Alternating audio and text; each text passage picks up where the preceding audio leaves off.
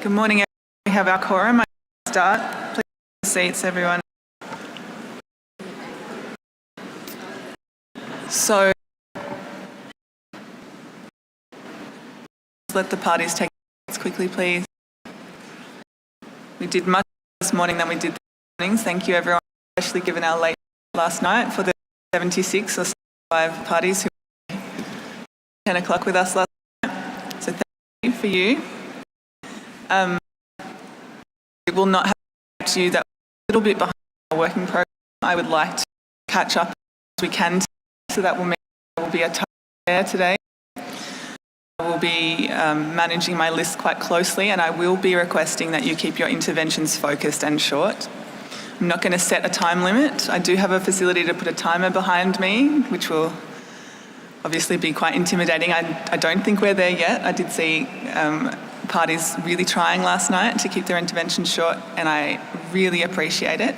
But I will ask you today, again, to make efforts. I know many of you have prepared statements. I understand and I appreciate that. I have been in the same place as you. But I would ask you, if you can, think about editing your prepared statements down, and if you possibly can, keep them close to 2 minutes and very much focused on the matter at hand. Observers, I would ask the same of you.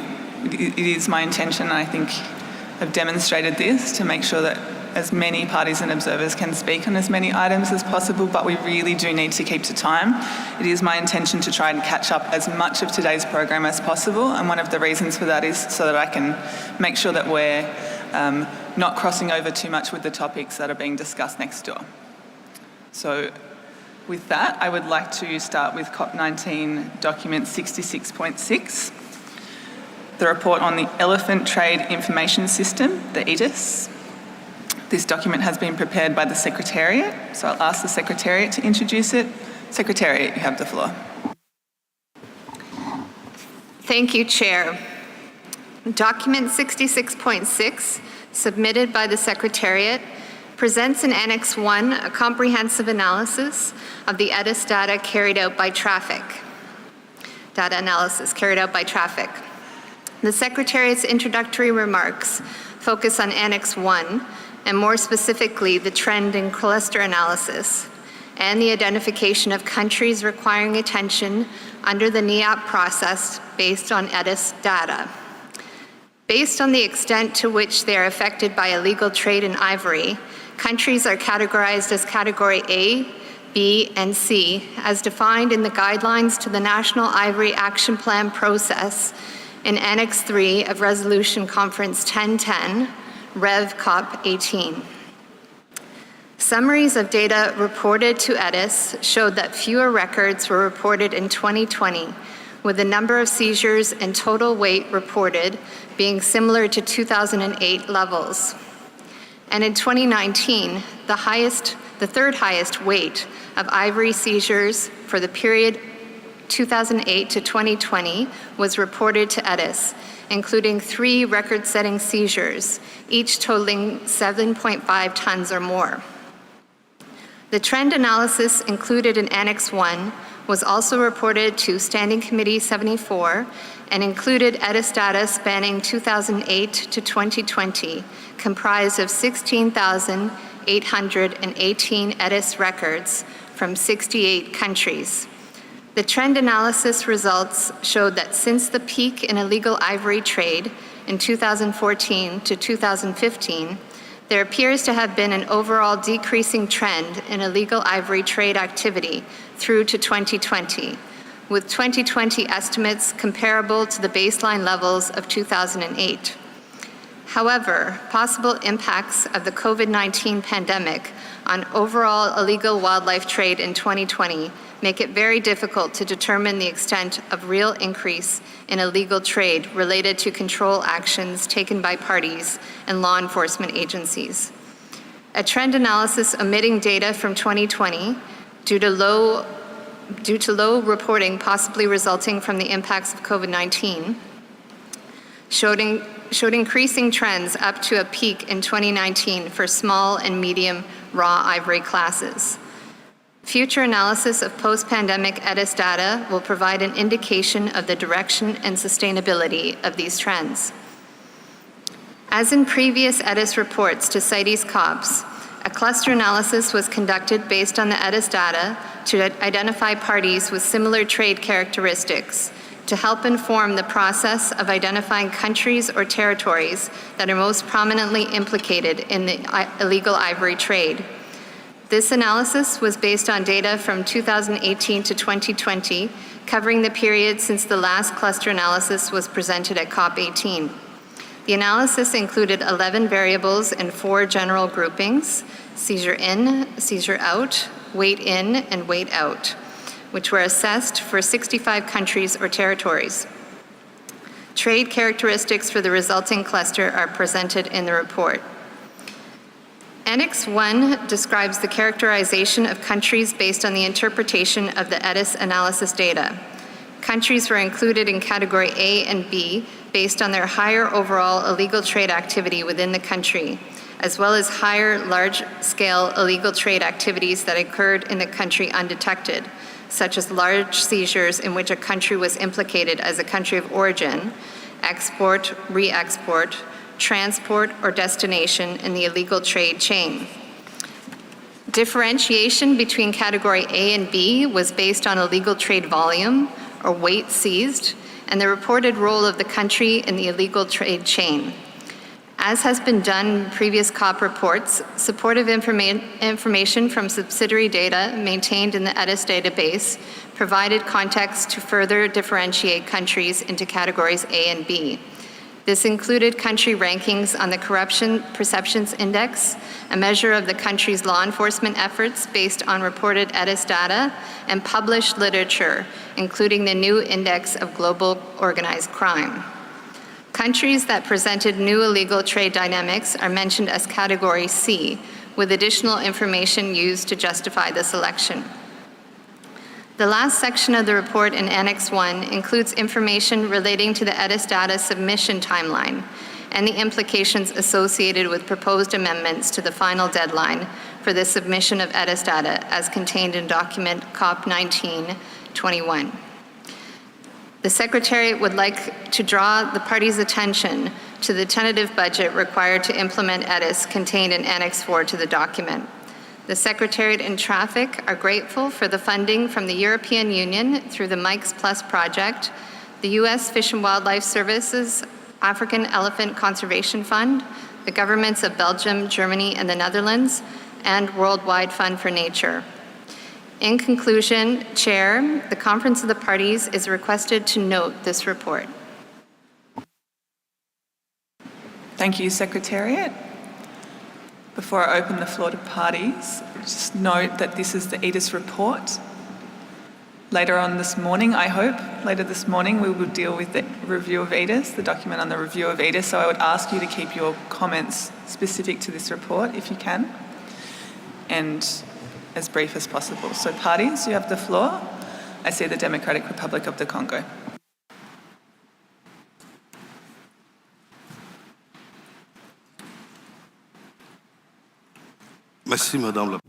Thank you, Madam Chair, for giving me the floor.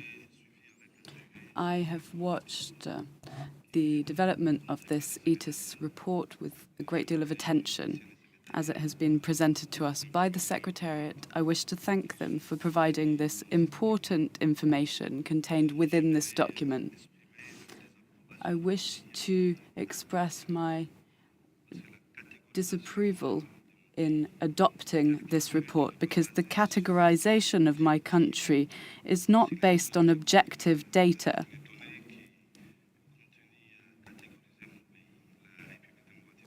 If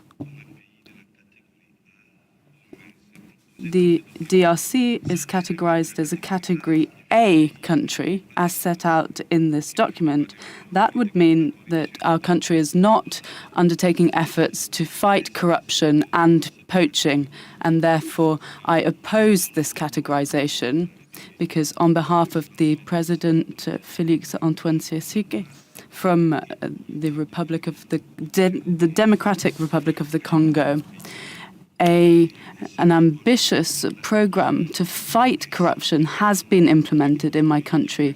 Unprecedented efforts have been undertaken. Nobody remains above the law in the Democratic Republic of the Congo. Significant efforts have been undertaken. And there's also been a significant fight against poaching with major ivory seizures. This is all to say that this categorization does not take into account scientific evidence and the analysis of samples which have demonstrated that the most of ivory declared as coming from the DRC did not, in fact, originate in my country. I would also like to highlight the activity of armed groups in my country, because armed groups are a major threat to wildlife species. Some terrorist groups threaten not only humans but also wildlife species.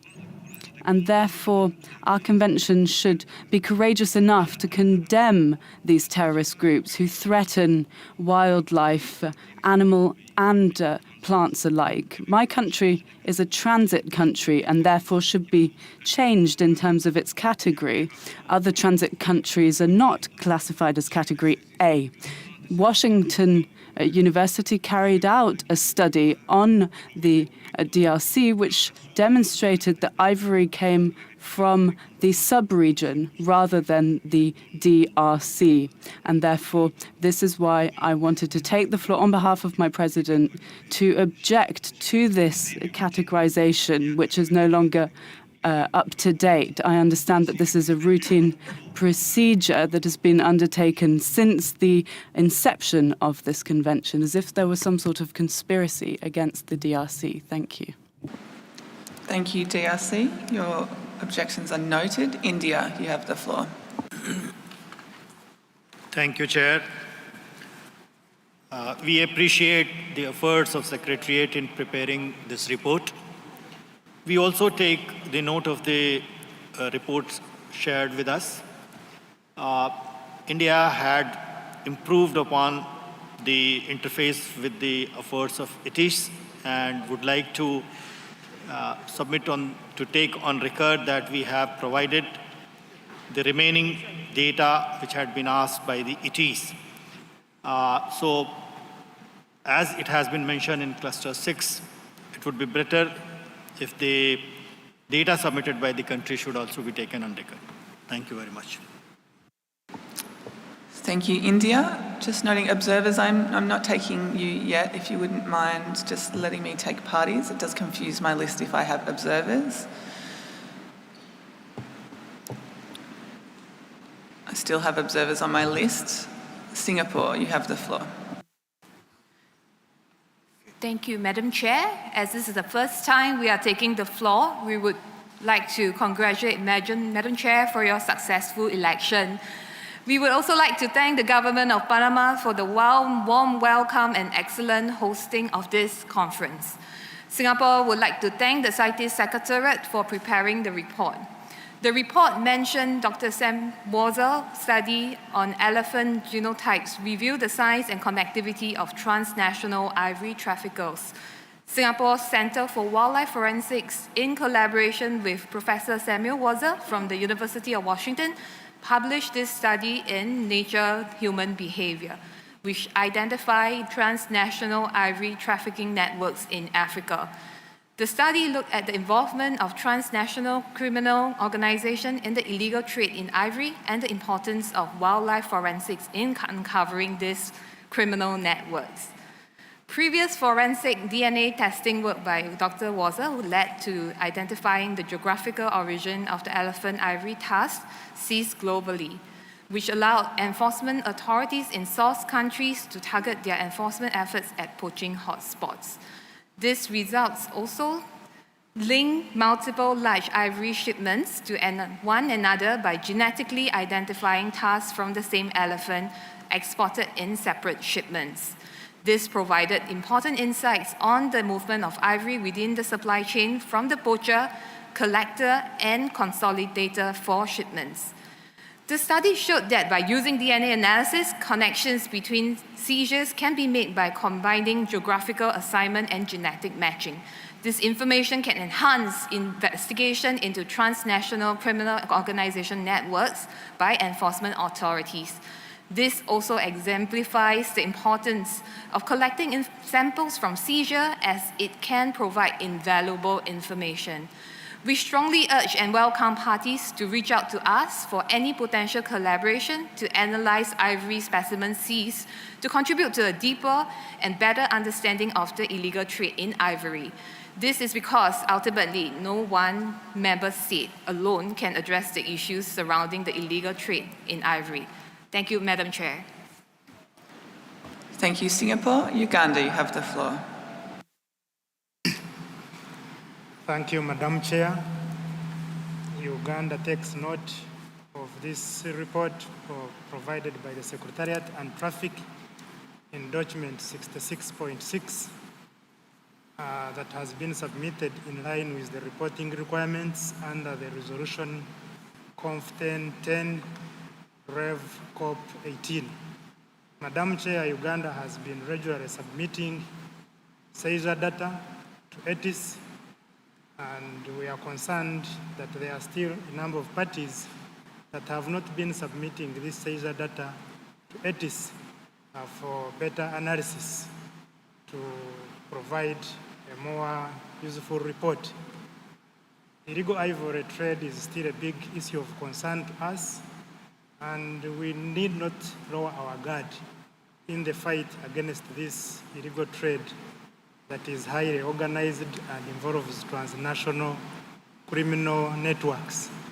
Madam Chair, Uganda, having been a Category A country before, has had an experience, and sometimes it's not a bad thing to be in Category A because it helps you to improve your enforcement.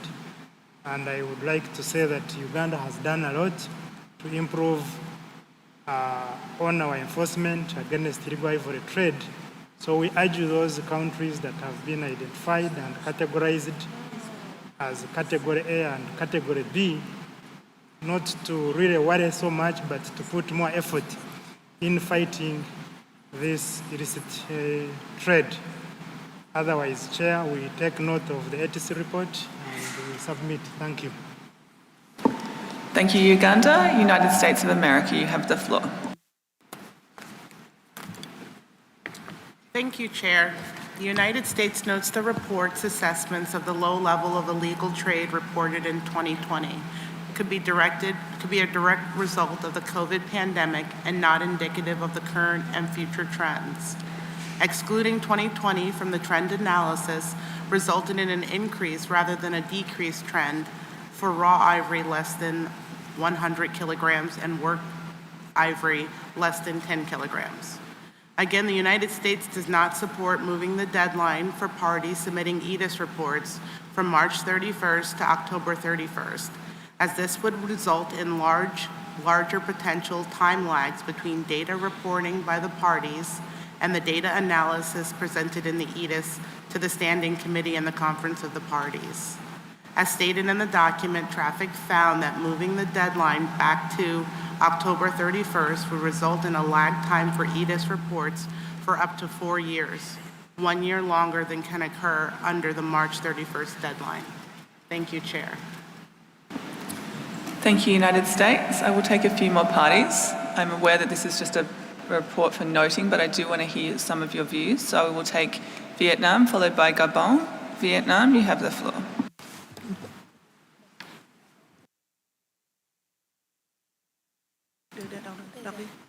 Thank you, Madam Chair. It is the first time Vietnam takes the floor. We would like to send our sincere gratitude to the people and the government of Panama for their warm welcome and hospitality and their excellent meeting facilities. We also would like to thank the Secretariat for their significant efforts in organizing this important conference, and also would like to congratulate you for the selection as the chair of this committee. We thank the Secretariat for developing a comprehensive report on CITES. Vietnam basically agrees with the report. However, we have several comments that follows. Firstly, regarding the note on the page 15, the report stating that Vietnam was still implicated in many seizures made elsewhere and therefore has an estimated LA ratio of 0.29, implying a low overall enforcement. Vietnam believes that we have made great efforts and achieved significant results in combating illegal wildlife trade, including illegal ivory ones. These have shown in Vietnamese efforts and priorities in completing legal regulations on management and control of illegal wildlife trade, strict punishments on offenders committing these acts, especially Vietnam's penal code, were enacted in 2018. Vietnam has prosecuted over 500 wildlife violators, including 103 ivory offenders. 53 out of 89 arrested cases were prosecuted, accounting for 61.62% of cases related to ivories and its products. Vietnamese prosecution agencies settled 42 cases with 22 imprisonment ones, with average lengths of 5.3 years, and the highest sentence applied was 12 years and 7 months of imprisonment. Furthermore, Vietnam and Nigeria has agreed a final draft MOU on biodiversity conservation and cooperation in combating illegal wildlife and forest crimes. With the above-mentioned information, Vietnam would like to request a reconsideration of the assessment of our enforcement efforts in the report. Vietnam would like to provide our reports to the CITES Secretariat to facilitate the consideration at CoP19. We will also provide detailed information of arrested cases and their prosecution to the Secretariat. Secondly, every year, CITES parties should submit many reports to CITES Secretariat with different deadlines that make a considerable burden to the CITES parties, such as annual trade report and annual illegal trade report with deadline on the 31st October for the previous year in accordance with the provision of Resolution COP 11.17, Ref COP 18 on national reports, triannual reports on cited wildlife trade during the past 3 years, report on stockpile elephant ivory and rhino horn on February 28th every year in accordance with the provisions Resolution COP 10.10, Ref COP 18 on trade on elephant specimens, and Resolution COP Conference 9.14, Ref COP 17 on conservation of and trade in African and Asian rhinoceros. Besides, many other reports on specific species such as tiger, pangolin, turtle must be submitted. In addition, in order to complete reports on enforcement, the reporting agency must contact with various management, enforcement, and procuracy agency, etc. And it also takes a lot of time and human resources to prepare this complicated report. Vietnam would like to recommend that ethics reports should be integrated with the other reports, include the same content and the same deadlines. Thank you very much for your attention. Thank you, Vietnam. I'm going to close my speakers list for parties. Now I have 4 more parties, so I will take those 4 parties. I will ask those parties to keep their interventions brief, please. We do need to move on, and we will be talking about similar issues for quite some hours. So I will take Gabon and Togo, and then Kenya and Malaysia. Gabon, you have the floor. Merci, Madame la Présidente. Thank you, Madam. I will be brief. Gabon takes note of the report and would like to thank the Secretariat for having drafted it. It contains very useful and significant information with respect to our understanding of ivory trafficking. However, it doesn't seem to be quite the right kind of report for its intended readership. We are supposed to be aiming at parties rather than scientists.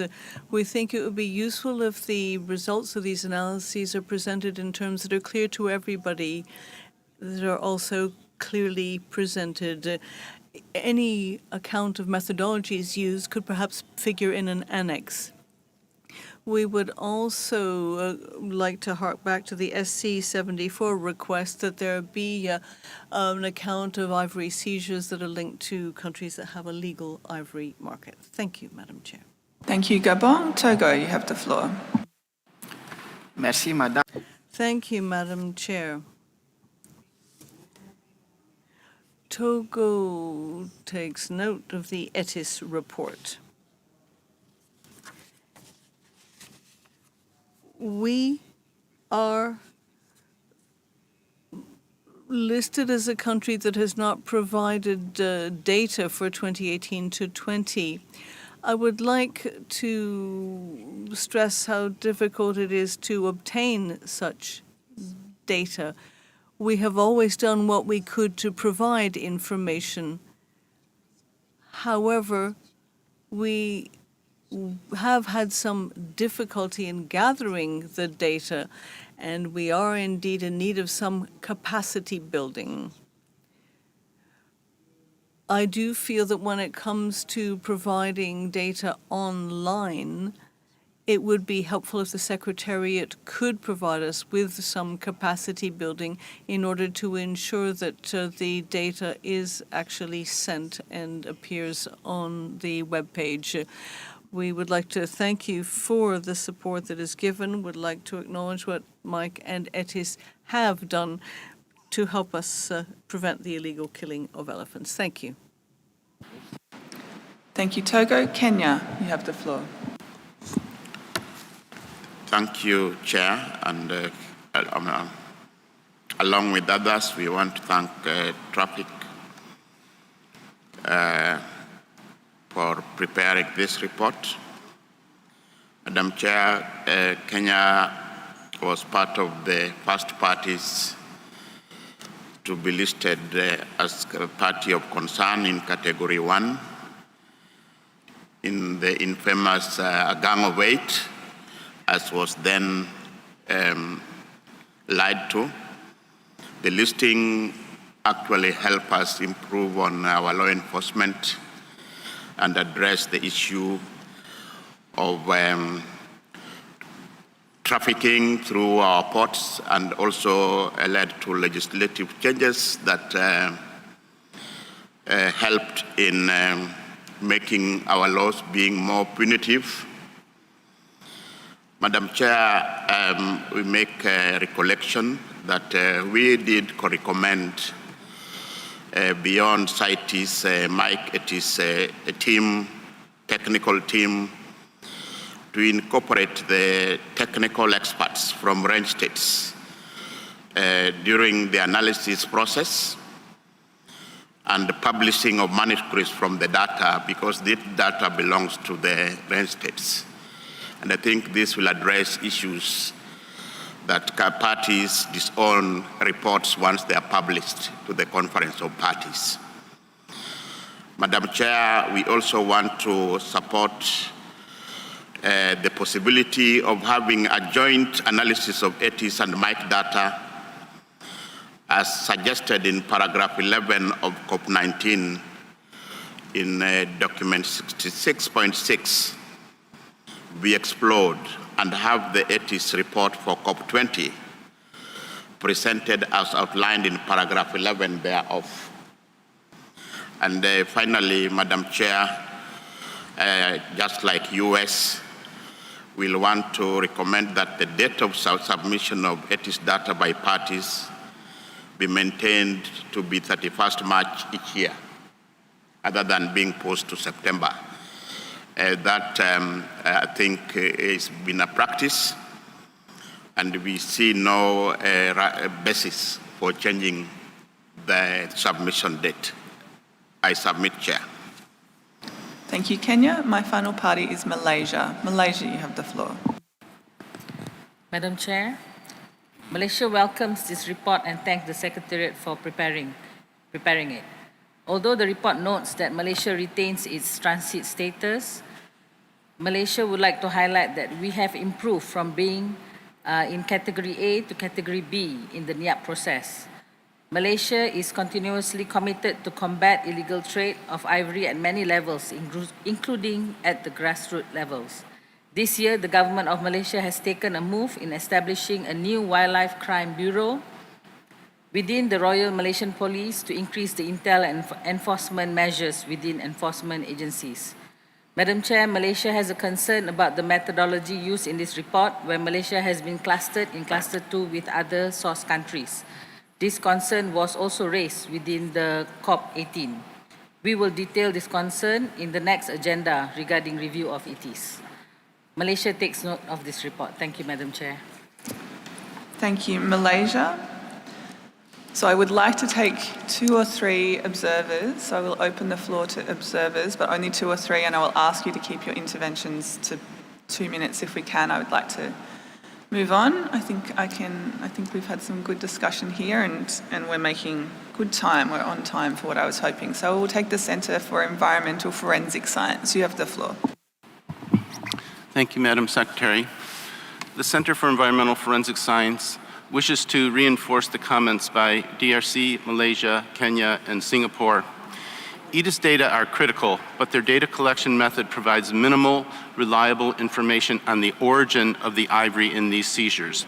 This gets complicated because it can cause transit countries to be unfairly listed because their ivory is assumed to have been derived from their country, while the countries where the poaching actually occurred escape pressures to better combat these crimes. We recommend that DNA analyses of large ivory seizures be incorporated as part of the ITES data. These data can also corroborate ITES and MIC data, as well as encourage stronger compliance of countries making these seizures to ResCom 1010 to submit their seizures for origin analysis of ivory in seizures greater than a half a ton. Thank you, Madam Secretary. Thank you. I'm not seeing any other calls for the floor. I'm going to propose a way forward. So I've noted some technical comments from several parties about the seizure data. I've noted some constructive comments about audiences, and I've noticed some party-specific concerns. We do have the team here from the Secretariat, who I'm sure would be happy to have bilateral discussions on a party-by-party basis. Traffic is also here. What I'm proposing we do is we note the statements made by those parties here, and that Committee 2 recommends that the COP notes this report, and we will move forward from there. So I don't see any objection to that. So with that, we will close this item.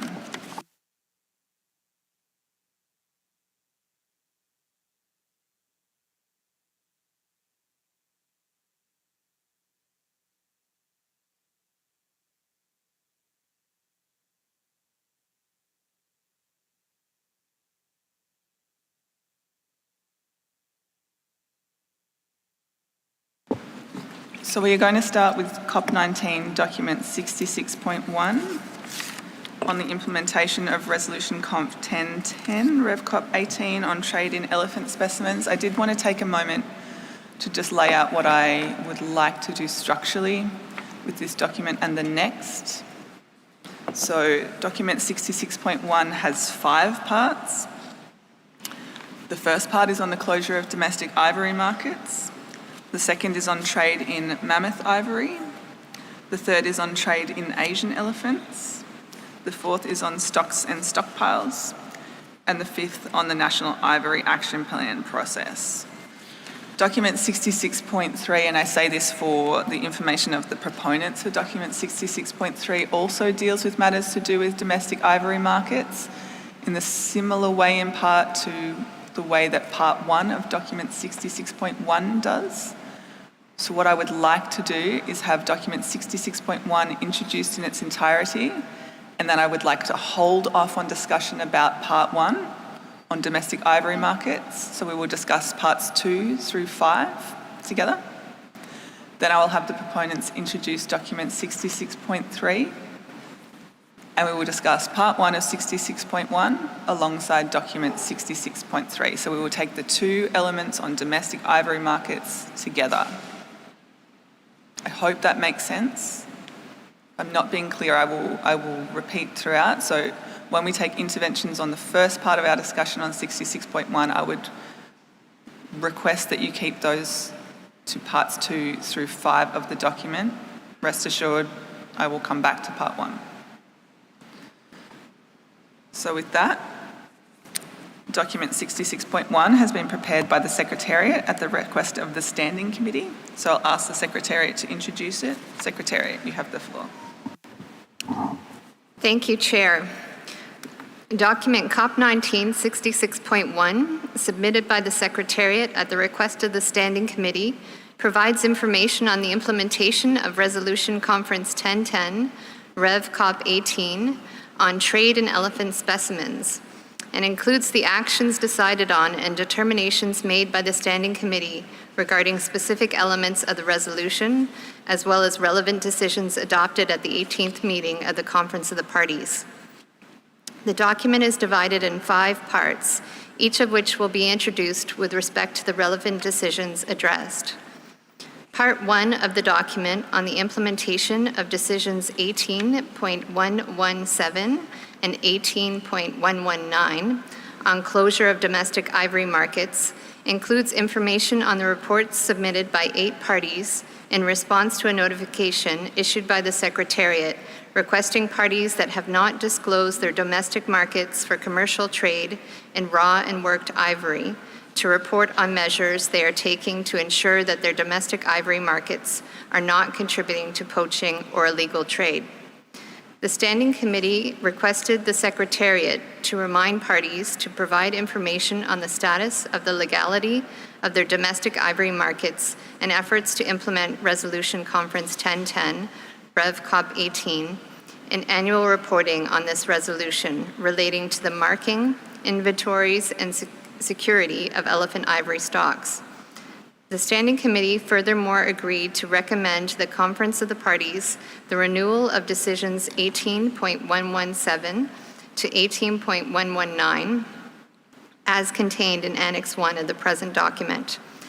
The Standing Committee also noted a suggestion by the EU relating to an analysis of ivory seizures connected to parties with legal domestic markets for commercial trade in ivory. This is further discussed in CoP19 Doc 66.6 on the report on the Elephant Trade Information System, ETIS, and a draft decision relating to this is proposed for consideration by the COP in document CoP19 66.3. With regards to part 2 of the document on the implementation of decisions 18.120 and 18.121 on trade in mammoth ivory, external funding was not secured to commission the study in accordance with decision 18.120. The Standing Committee agreed to propose to the COP that decisions 18.120 and 18.121 be deleted and new draft decisions contained in Annex 2 of the present document be considered for adoption, directing the Secretariat to prepare a report to the Standing Committee, taking into consideration available information and research studies. The Secretariat, in its comments on the document, proposed that the instruction to the Secretariat should be clarified to ensure additional resources are not required, and proposed an amendment to the draft decision in this regard. Part 3 of the document on implementation of decisions 18.226 and 18.227 on trade in Asian elephants, Elephas maximus, includes information considered by the Standing Committee relating to the responses from Cambodia, Indonesia, New Zealand, Thailand, and the United Kingdom of Great Britain and Northern Ireland on implementation of Decision 18.226. Effective implementation of Decision 18.226 was emphasized as a significant means to achieve the Jakarta Declaration for Asian Elephant Conservation agreed by Asian elephant range states in 2017. The Standing Committee agreed to propose to COP that Decision 18.226 be renewed and revised to be directed to Asian elephant range states. The revised draft decision 18.266 Rev CoP19 is contained in Annex 3 to the present document. In respect to decision 18.227, The document notes efforts by the Secretariat through its Monitoring the Illegal Killing of Elephants, or MIKE program, to provide implementation support to range states in Southeast Asia. Considering the work initiated by the Secretariat on possible minimum requirements for a registering, marking, and tracing system for live Asian elephants, the Standing Committee agreed that Decision 18.227 be deleted and replaced with a new draft decision directed to the Secretariat. The new draft decisions are contained in Annex 3 to the present document. The Secretariat proposes a minor editorial change to the new draft decision 19AA, paragraph A, as shown and underlined in Annex 3, to facilitate consistency with the proposed revision of Decision 18.226. The Secretariat also noted in its comments that the Asian elephant range states adopted the Kathmandu Declaration in April 2022. The priority commitments to be met by 2025 align with the draft decisions recommended for adoption by CoP19. Part 4 of the document provides the COP with information on the implementation of decisions 18.182 to 18.185 on stocks and stockpiles, elephant ivory. The Standing Committee reviewed and approved guidance on practical guidance on ivory stockpile management and the review of elephant destruction methods. With the subsequent posting of this guidance on the CITES website, decisions 18.182 and 18.183 have been implemented. The chair of the Standing Committee and the chair of the committee's intersessional working group on guidance on ivory stockpiles proposed to COP19, as requested by the Standing Committee, a new draft decision to provide for the sharing of information relating to new techniques and technologies related to practical guidance on ivory stockpile management. The proposed new draft decision is contained in Annex 4 to the present document for consideration and adoption by COP. In line with Decision 18.184, the Secretariat submitted a report to the Standing Committee on information submitted by parties on the level of government-held stockpiles of ivory and significant privately held stockpiles within their territory, as provided for in terms of Resolution Conference 1010, Rev. COP 18. The Standing Committee, among others, agreed to propose the renewal of decisions 18.184 and 18.185 to COP so that the Standing Committee can consider the Secretariat's report at the 77th meeting of the Standing Committee. The proposed revisions to decisions 18.184 and 18.185 are contained in Annex 4 to the present document. Part 5 of the document provides information on the implementation of the National Ivory Action Plan process and the status of implementation following the 74th meeting of the Standing Committee. At the time of writing the present document, there were 14 parties participating in the NIAP process, as presented in the table at paragraph 36 of the document. At the 75th meeting of the Standing Committee last Sunday, the Standing Committee, in accordance with the NIAP guidelines, amongst others, considered whether any parties identified by the EDIS report prepared for COP19 and not currently subject to the NIAP process should be included in the process, and if any current NIAP parties that achieve their NIAPs should exit it. The committee agreed at present to not include any new parties in the NIAP process and to let Ethiopia, a party that has achieved its NIAP, to exit the process. To conclude, the Conference of the Parties is invited to note the information contained in the present document and consider for adoption the draft decisions contained in Annexes 1, 2, 3, and 4 to the present document. The COP is also invited to agree to the deletion of decisions 18.120, 18.121, and 18.227 as they have been replaced by new draft decisions, and to delete decisions 18.182 and 18.183 as they have been implemented. Thank you, Secretariat, for your introduction of this paper. So just a reminder, we will be taking comments at this point in time on parts 2 through 5 of this document. So the decisions in annexes 2, 3 and 4. I will hold discussion on the decisions in Annex 1 until we've completed discussion on those matters. A few other notes. I would like to avoid discussing any particular party compliance matters or the intricacies of the NIAPs when we get there. That is a matter for the Standing Committee, and as the Secretariat has outlined, we've already discussed those this week. So please, I offer these requests so that we can continue to progress through this matter. So I will open the floor for parties.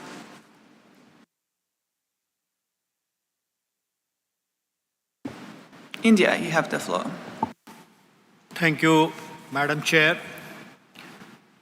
This is the intervention from India regarding Doc 66.1 Annex 3. The Asian elephant is the national heritage animal of India, which reflects its special place in Indian culture. It receives the highest degree of protection under Indian law. India's Wildlife Protection Act 1972 bans the trade of all elephant ivory, and the ivory market and ivory carving industries have been closed permanently in India since 1990. The high level of protection has led to a stable population of Asian elephant in the country.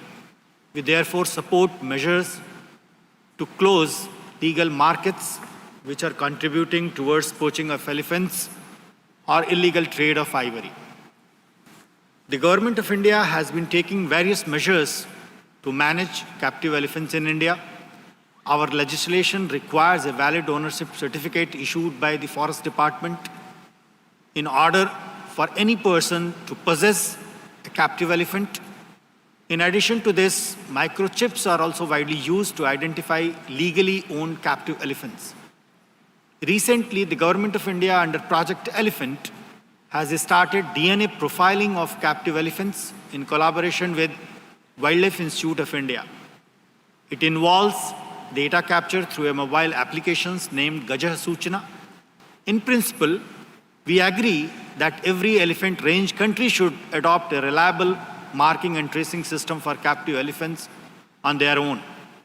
Therefore, in view of the above, India supports the revised and new draft decision on trade in Asian elephant given in Annex 3, CoP19, Doc 66.1.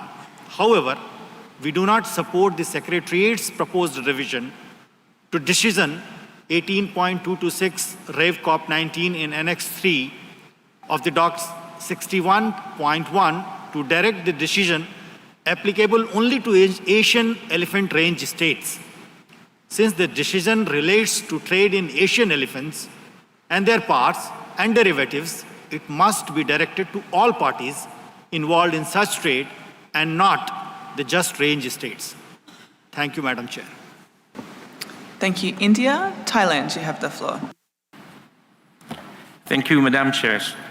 Thailand would like to thank the Secretary in preparation of the document 66.1 on the implementation of Resolution Con 10.10 F CoP18 on the trade in elephant specimens and related elephant decisions.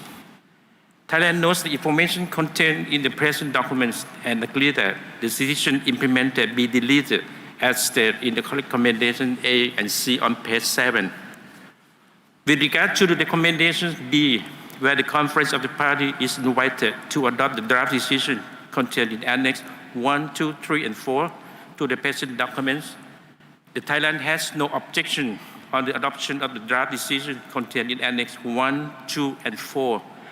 However, the draft decision contained in Annex 3 regarding revised and new draft decision on trade in Asian elephants, the Thailand is of the opinion that all the revised and the new draft decision should direct to parties, not specific only to the ASEAN elephant range states, because there are non-Asian elephant range states involved with the trade in ASEAN elephants and their parts and derivatives. As such, those measures were applicable, stated in the revised and the new draft decision contained in Annex 3 of the documents. The non-state elephant range state should also implement such a measure to report to the Secretariat. Therefore, Thailand suggests to replace the word Asian elephant range state appeared in Annex 3 to the document 66.1 with the words parties. Concerning the new draft decision 19.AA directed to the Secretariat on the development of registering, marking, and tracing system for the live captive Asian elephants, Thailand agreed to develop the minimum requirements for this system as suggested in the present documents.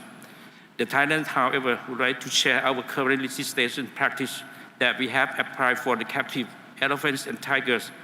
At present, the Thailand has developed the DNA-based legislation for both species, even though such a legislation system is reliable and straightforward, but it's still very costly and depends on the availability of the technical aspects. Even so, Thailand can share this expertise with the other parties. Thank you, Madam Chair. Thank you, Thailand. United States of America, you have the floor.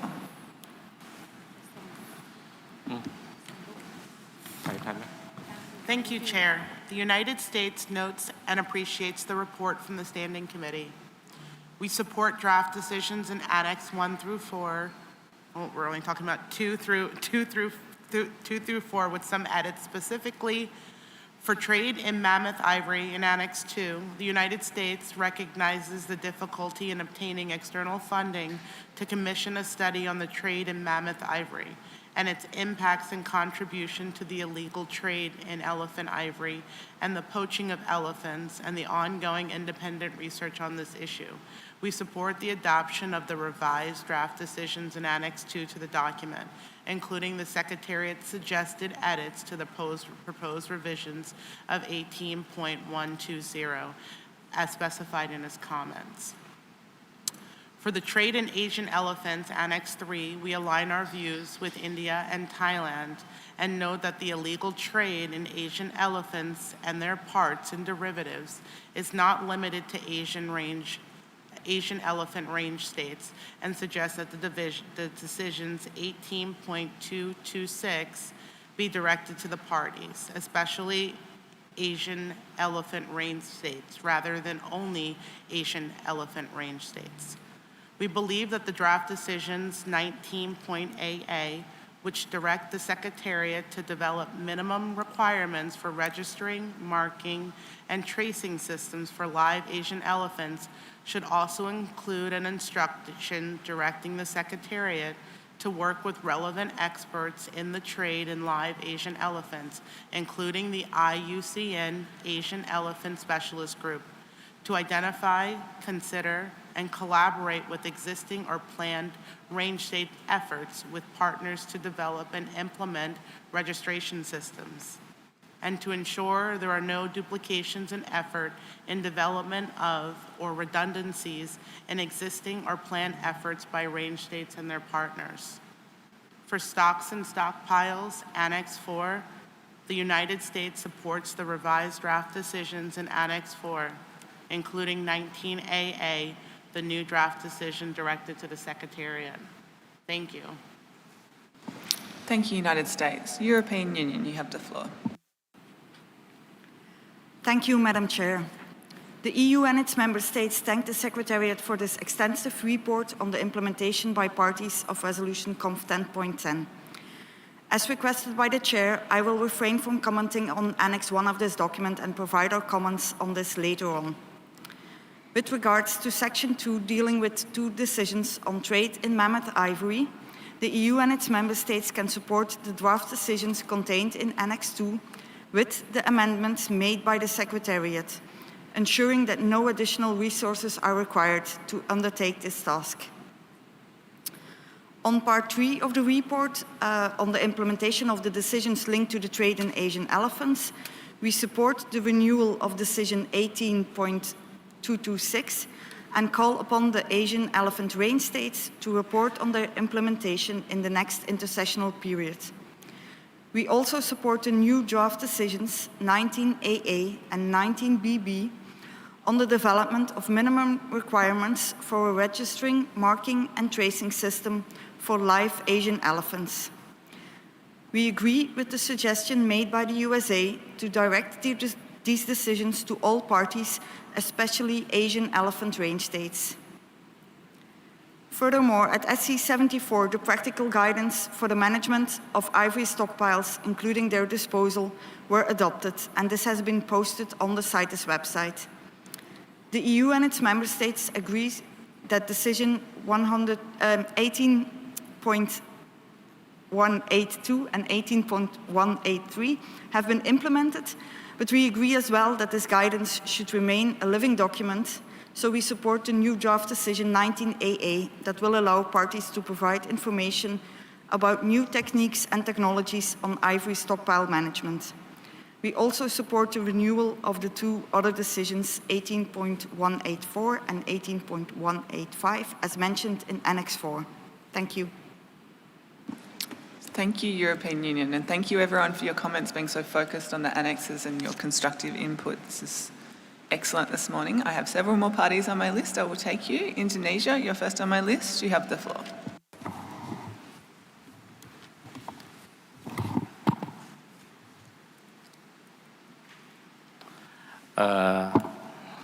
Thank you, Madam Chair. Indonesia, as one of the 13 Asian elephant range states which reported to be secretariat on the implementation of decision 18.2226 as highlighted the SG 74.68. As the only Asian elephant subspecies in listed critical endangered, we put strong effort and commitment to combat indicate declining trend. Indonesia support the renewal of decision 18.226 and the new draft decision 19 AA to 19 BB. Part of that is we supported the registration, marking and tracing system for live Asian elephant under 19.AA and to be applicable globally. Further establish a need for this decision to be directed to both Asian elephant range state and parties involved in the trade in Asian elephant and their part of the derivatives. As we have committed by having our elephant database system for our wild population and captive elephant management system in SIM Gajah portal, which managed solely by our server in Ministry of Environmental and Forestry of Republic Indonesia. With regard to ivory stockpile on implementation of resolution 1010 on trade in elephant specimen, Indonesia will support the decision with some commitment on recording the remaining stock filling and need more assistance on the ivory disposal procedure, which based on the disposal of ivory stock procedure. This system actually in line with Jakarta Declaration on 2017 Asian Elephant Range State Meeting, which encourage range state countries on cooperatively develop captive Asian elephant registration program, including where appropriate microchip and or DNA-based system, ensure cross-border movements of captive Asian elephant are in compliance with national and international law and regulation. And then Indonesia proposed on Annex 3 that parties amend the decision 18.226 to be direct to both Asian elephant range states and parties, echoing India and USA the position, and then new draft decision 19 EA be amendment in line with this. Thank you, Madam.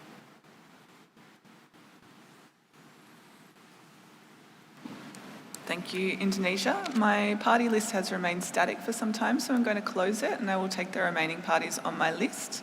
I have the United Kingdom, followed by Sri Lanka. United Kingdom. Thank you, Chair. We thank the Secretariat and Standing Committee for this document, which proposes extensive further work to implement Resolution Conference 1010 Rev CoP18 on trade in elephant specimens. In general, the UK supports adoption of the draft decisions in Annexes 2 to 4 and the deletion of decisions that have been implemented or have been replaced. However, we have some additional points with regards to the Asian elephant decisions in Annex 3. Firstly, given that trade in Asian elephants and their parts and derivatives is not confined to Asian elephant range states, we agree with India, Thailand and other parties that Decision 18.226, Rev CoP19, is directed to all parties rather than just Asian elephant range states. Secondly, regarding draft decisions 19AA subparagraph B, we propose that minimum is deleted from in front of requirements, as it is important that an effective and reliable system for registering Asian elephants is developed, rather than one with minimum requirements. Thank you. Thank you, United Kingdom. Sri Lanka, you have the floor. Thank you, Madam Chair. We would first like to thank the Government of Panama for its warm welcome and congratulate Chair on her appointment as Sri Lanka takes the stage for the first time in Committee 2. Greetings from a fellow elephant range state. We concur with the interventions from India, EU, USA, and other countries for Annex 3. In particular, agreeing that Decision 18.226 should remain applicable to all parties affected by trade in elephant specimens so that it remains flexible and broad in its scope, since non-range countries can also be involved in illegal trade. Sri Lanka also feels that it is critical that all relevant stakeholders, in particular range states, are closely involved in the development of the registration system for captive elephants as proposed. We therefore propose language to amend draft decision 19.AA para B as follows. After the words availability of external funding, we suggest inserting the words in collaboration with range states and other relevant stakeholders, Thank you, Madam Chair.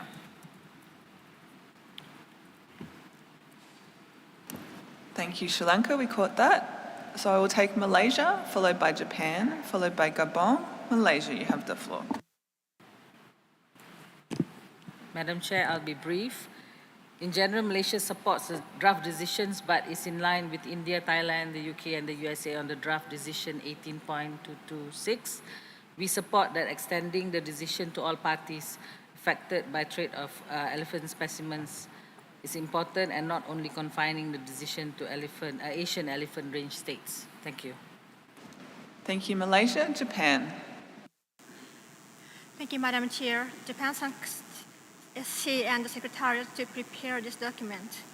Japan supports the recommendation in paragraph 38 in this document by SC in principle. Regarding B, we basically supposed to adopt draft decision in the next 2 of the document. However, we would like to make a comment on the draft decision which are related to mammoth. Although it's noted that the work can be implemented within the existing work of the Secretariat in the next 5 of the current document, we are not convinced that it is appropriate to use the limited human resources of the Secretariat for the work on the mammoth task. Recording the discussion at the CoP18 as to whether it is within the scope of CITES or not. Therefore, as in Decision 18.120, we consider it appropriate to implement the project only when external funding is available. Thank you. Thank you, Japan. And finally, Gabon, you have the floor. Merci, Madame la Présidente. Thank you, Madam Chair. We will follow your recommendation to ignore part 1 of the document for the time being. We also suggest that we move discussion on part 4 of the document to be considered at the same time as COP19.66.2.1. Gabon supports the renewal of decisions 18 to 75 under subject to reservations, subject to considerations set out in this document. Thank you. Thank you, Gabon. I will open the floor to one or two observers if anyone would like the floor. I think I have China requesting the floor. China, I will take you as my last party. I had closed my list, but I will take you. China, you have the floor. Thank you, Chair. We have some comments on trading mammoth ivory. The study on trading mammoth ivory is a compromise from an interesting listing proposal on mammoths in CoP19. No funding was forthcoming for the study on the trading mammoth ivory, although relevant information may be available from other sources. Efforts to study trade in mammoth ivory and its possible impact on elephant ivory, highly unlikely to yield useful results in terms of better regulating use of elephant ivory, should be discouraged. The Secretariat, already overloaded, should not further expand valuable resources on it. In this regard, we oppose the two draft decisions on mammoth ivory in Annex 2. Thank you, Madam Chair. Thank you, China. And I will just see if any observers, I have no one on my list from the observer group. Oh, I do now. I have two, and I will take the two quick off the mark. I will take Flora and Fauna International, followed by the AZA. FFI, you have the floor. Thank you, Chair. As this is the first time that Fauna and Flora International takes the floor, we join other speakers in thanking our hosts, Panama, and congratulating you, Chair, on your nomination. We're making this intervention on behalf of 12 observer organizations, and we'll provide the list to the rapporteur later. We wish to make 3 points on Doc 66.1 Annex 3 regarding the revised and new draft decisions on trade in Asian elephants. First, we support parties such as India, Thailand, Indonesia, and others who have spoken in favor of retaining Decision 18.226 as it currently stands, directed to all parties involved in the trade in Asian elephants and their parts and derivatives. If so retained, new draft decision 19AA and 19BB should be amended in line with this for clarity. Second, in relation to developing the requirements for registration, marking, and tracing systems, it would be critical that the Secretariat develop these requirements in collaboration with range states and expert stakeholders. To that end, we support decision 19AA subparagraph B being amended along the lines suggested by Sri Lanka. Third, we would like to make the general point that the most robust registration, marking, and tracing systems include the profiling of animals through DNA. This option was highlighted in the COP17 review of illegal trade in Asian live elephants as the most secure, reliable, and affordable system. And it's also mentioned in the 2022 Kathmandu Declaration for Asian Elephants Conservation. The requirements developed under this decision must not be a step backward. Thank you, Chair. Thank you, FFI. AZA, you have the floor. Thank you, Chair. The Association of Zoos and Aquariums, through its Saving Animals from Extinction, or SAFE, Asian Elephant Program, is actively working with several Asian elephant range states in the conservation of this iconic species.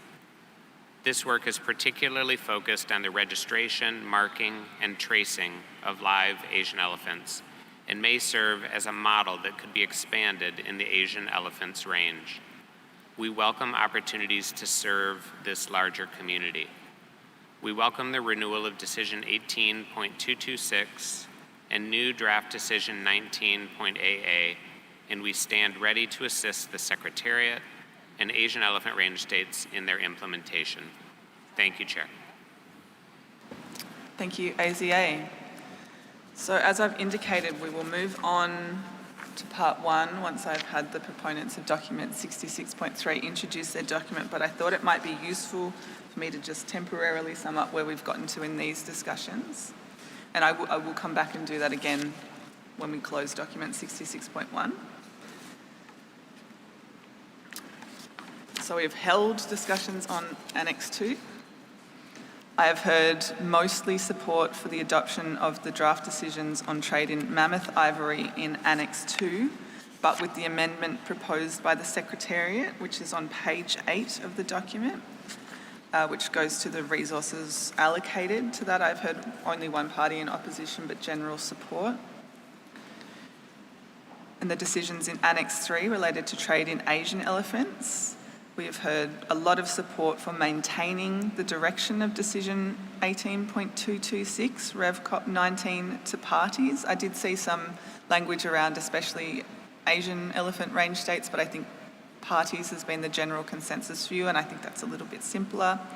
In general, we've seen support for that decision.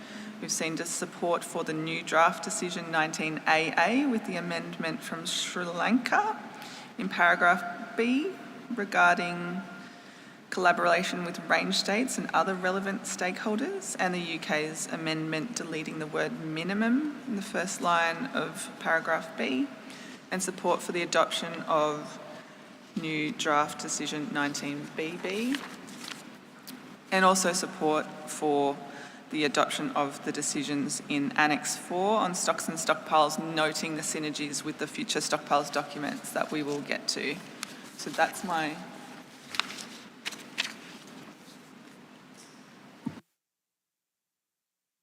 And the Secretariat has reminded me, thank you, of a consequential amendment to, in Annex 3, Decision 19AA, that will be a consequential amendment based on our discussion on Decision 18.226 around the direction to the Asian elephant range states, that we will follow the same formulation with the request to the parties there. I've also noted the decisions that we have discussed being deleted, which are 18.120 through 18.121, 18.227, 18.182 and 18.183. But as I said, I will come back and sum up fully on that document once we've had our discussion on domestic ivory markets. So I'd like to keep document 66.1 open for discussion of part 1, domestic ivory markets, but I would also like to invite the proponents on COP19 document 66.3 to introduce their document. Implementing aspects of Resolution Conf 1010, Rev COP18 on the closure of domestic ivory markets. This document has been submitted by Benin, Burkina Faso, Equatorial Guinea, Ethiopia, Gabon, Liberia, Niger, Senegal and Togo. I have Nigeria asking for the floor. Nigeria, you have the floor. Thank you, Madam Chair, for giving the floor again.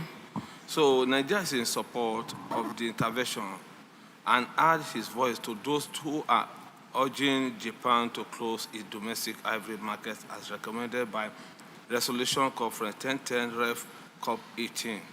Legal domestic ivory market fuel demand for ivory and create enforcement challenges.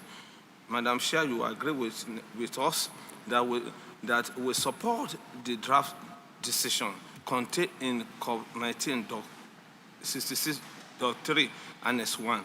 Regarding the draft decision 19BB, it is important that the Secretariat compilation of reports should include any relevant information concerning whether a party domestic market for commercial trade in raw or worked ivory is contributing to poaching or illegal trade. Such information should include, but not limited to, an ethics analysis of ivory seizures connected to each party with a legal domestic market. This information will be useful to help conceptualize the information received from party to better understand the impact of the measures highlighted in their reports. Thank you, Madam Chair. Thank you, Nigeria. I have a bunch of parties already jumping on my list. So I don't know how everyone is doing this, but I've got 2 documents open. We are looking at the decisions in Annex 1 of document 66.1 and the decisions in document 66.3 also in Annex 1. and I will take your views on these two documents together. I will make some observations first, which might help.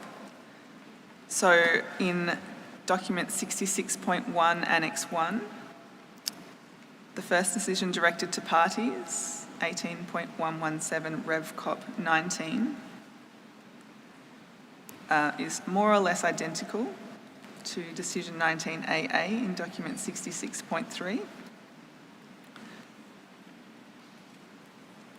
And there are similarities also between decisions 18.118 in document 66.1 and new decision 19BB in document 66.3.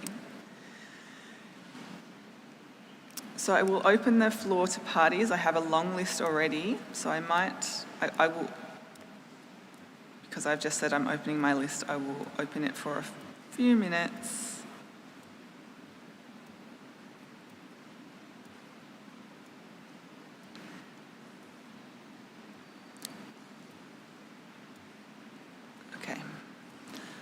I have a full screen of parties already, more than a full screen of parties already, so I will have to close my list right now if I'm going to give all of these parties the floor, so I will close it for now. This might be a evolving discussion, and I would encourage you to work together and share your joint statements or whatever we can do. I've got a lot of parties wishing to speak, so I will start at the top and we'll see how we go. But please do help us make sure you say which document you're talking about, which decision you're talking about, and take it slow if you have language amendments. So I will take Mali. Mali, you have the floor.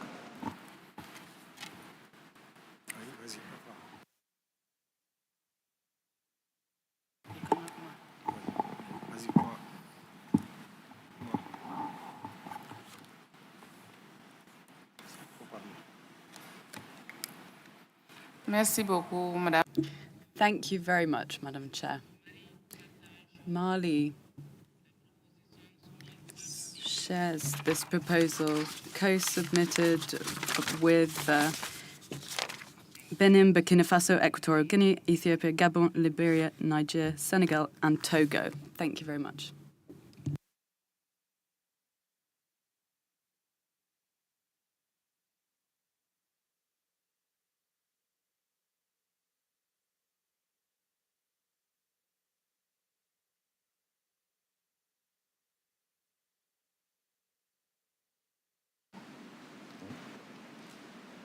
Thank you, Mali. Thailand, you have the floor. Thank you, Madam Chair. The Thailand would like to reiterate what the Thailand has made intervention every time when the issue on the closure of domestic ivory markets has been brought to the consideration of the Conference of the Party, that the trade in the context of the CITES means only international trade between the countries regulated by the conventions. In case of Thailand, the domestic trade is considered as sovereignty right that has been practiced for a long period of time, almost a century. Such a trade is in compliance with the related national laws and regulations. The practice of the Thailand in control of the domestic ivory market, the Thailand followed the CITES provisions, which is the resolution CON 10.10, left COP18 of the CITES. In addition, the Thailand enacted the Elephant Ivory Act in 2015 to effectively regulate domestic ivory trade. The success of the Thailand in control of the legal domestic ivory trade is proven by the findings of the CITES report, which is prepared for the consideration of this COP, such that Thailand is not listed in any groups of the countries affected by the illegal ivory trade.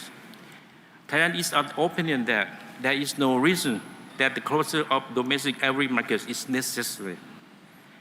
Based on the nationals mentioned above, the Thailand would recommend to reject the draft decision contained in Annex 1 to the document 66.3, but to adopt the draft decision 18.117, Red COP19, on closure of domestic ivory markets contained in Annex 1 to the document 66.1. The Thailand would also like to echo the comments made by the Secretariat on the page 6 of this document not to adopt the amendments to draft decision 19.bb and 19.cc, as suggested by the proponents with the concern in relation to the undefined scope for obtaining any other available information, and procedure in obtaining the information for decision 19.bb and 19.cc. Thank you, Madam Chair.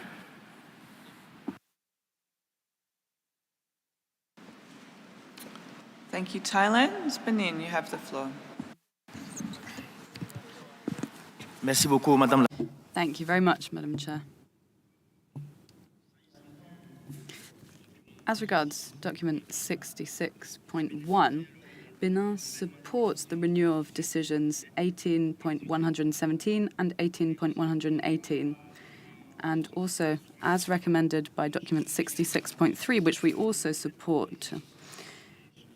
This proposal supports the implementation of Resolution Conf 1010, Rev CoP18 on closure of domestic ivory markets by evaluating open domestic ivory markets to ensure that they're not contributing to poaching or the illegal ivory trade.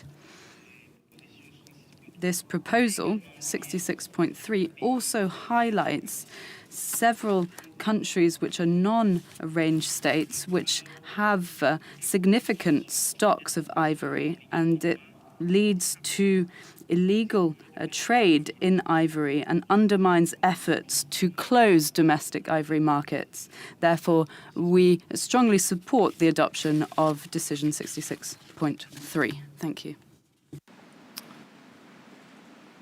Thank you. I see the United Kingdom. UK, you have the floor. Thank you, Chair. The UK welcomes efforts by parties to close their domestic ivory markets that are contributing to poaching or illegal international trade, as recommended in Resolution Conference 1010, Rev CoP18.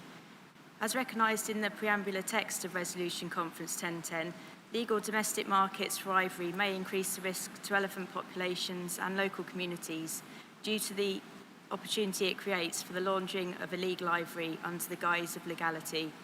The UK therefore considers the closure of domestic ivory markets critical to assist efforts to protect elephant populations.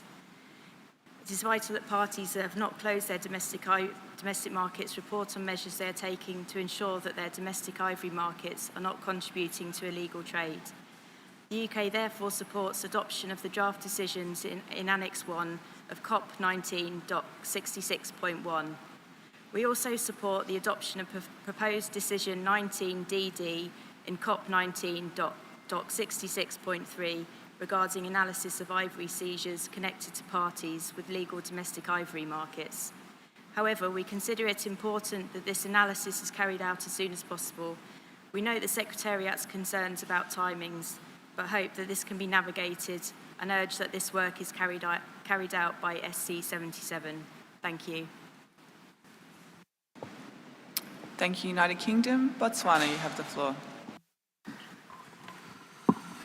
Thank you, Chair. Botswana continues to work regionally and internationally to combat poaching and the illegal international trade in ivory. While Botswana currently does not have a domestic ivory market, we have always considered the issue of domestic ivory markets to be a sovereign matter, provided such markets do not contribute to illegal killing and trafficking of elephant ivory. With regard to the draft decisions proposed in Annex 1 of document 66.3, we are concerned by the reference to the consideration and inclusion of any other relevant information, as is mentioned in 19BB and 19CC of the draft decision.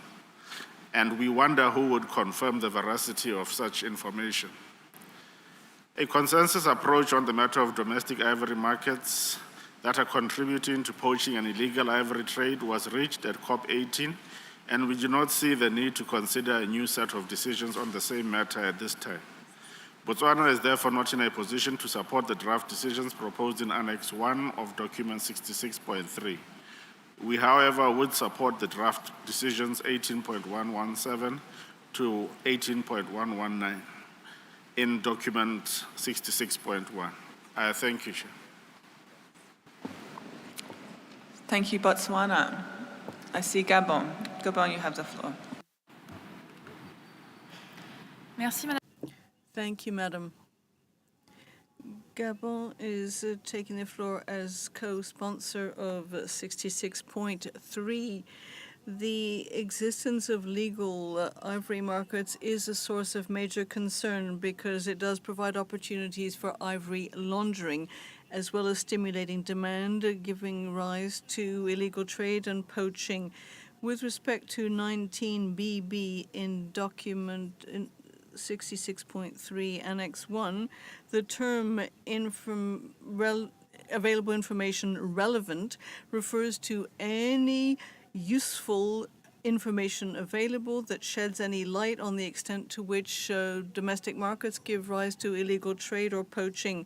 We do learn about the export of ivory which is obtained on legal markets, which goes to show that such markets do favor illegal trade, which means that there is an ongoing threat to elephants.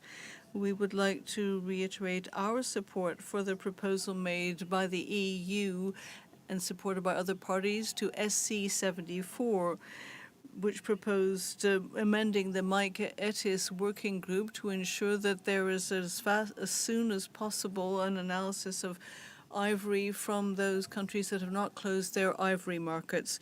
We support 19AA to 19DD as proposed in Annex 1 to CoP19 66.3, and we would reject the amendments proposed by the Secretariat. Thank you. Thank you, Gabon. Senegal, you have the floor. Merci, Madame. Thank you, Madam. Senegal's co-sponsor would tend to agree with others who have supported this proposal. I do think that it's time for us to face facts. Now, since 2016, 2019, here we are in 2022, we have accepted an end to international trade in ivory, but it seems to me that that means we should close domestic markets too, because it's an ongoing problem, and poaching continues to supply these legal markets. Now, I don't want to take too much time, Madam Chair. Senegal strongly supports the proposal introduced by our colleague from Nigeria. Thank you, Madam. Thank you, Senegal. So I have several more parties. I'm going to take Japan, followed by the European Union, followed by South Africa. Japan, you have the floor. Thank you, Madam Chair. Japan supports the proposed decision of Annex 1 of the item 66.1, and the item 66.3 should be rejected, because the framework of the closure of the domestic market for ivory has already been established by consensus. At COP17, the criteria of the closure of the domestic market is established through the amendment of the resolution CoP19. In addition, the reporting system has been established at COP18, which requires the parties with domestic legal market to make a report the measure taken not to contribute illegal international trade and poaching. And such scheme is to be updated in agenda item 66.1. We concern the proposal of item 66.3, since such proposal causes adverse effect on the mandate of the CITES. Such proposal do not based on the scientific background, and such proposal causes a risk to apply to other species. We would like to explain the following. The proponent parties of item 66.3 submitted first a proposal to close the domestic ivory market in accordance with resolution 10.10/3 if such party is demonstrably connected to the illegal international trade in ivory. This is paragraph 1 of the Annex 1 of the 66.3.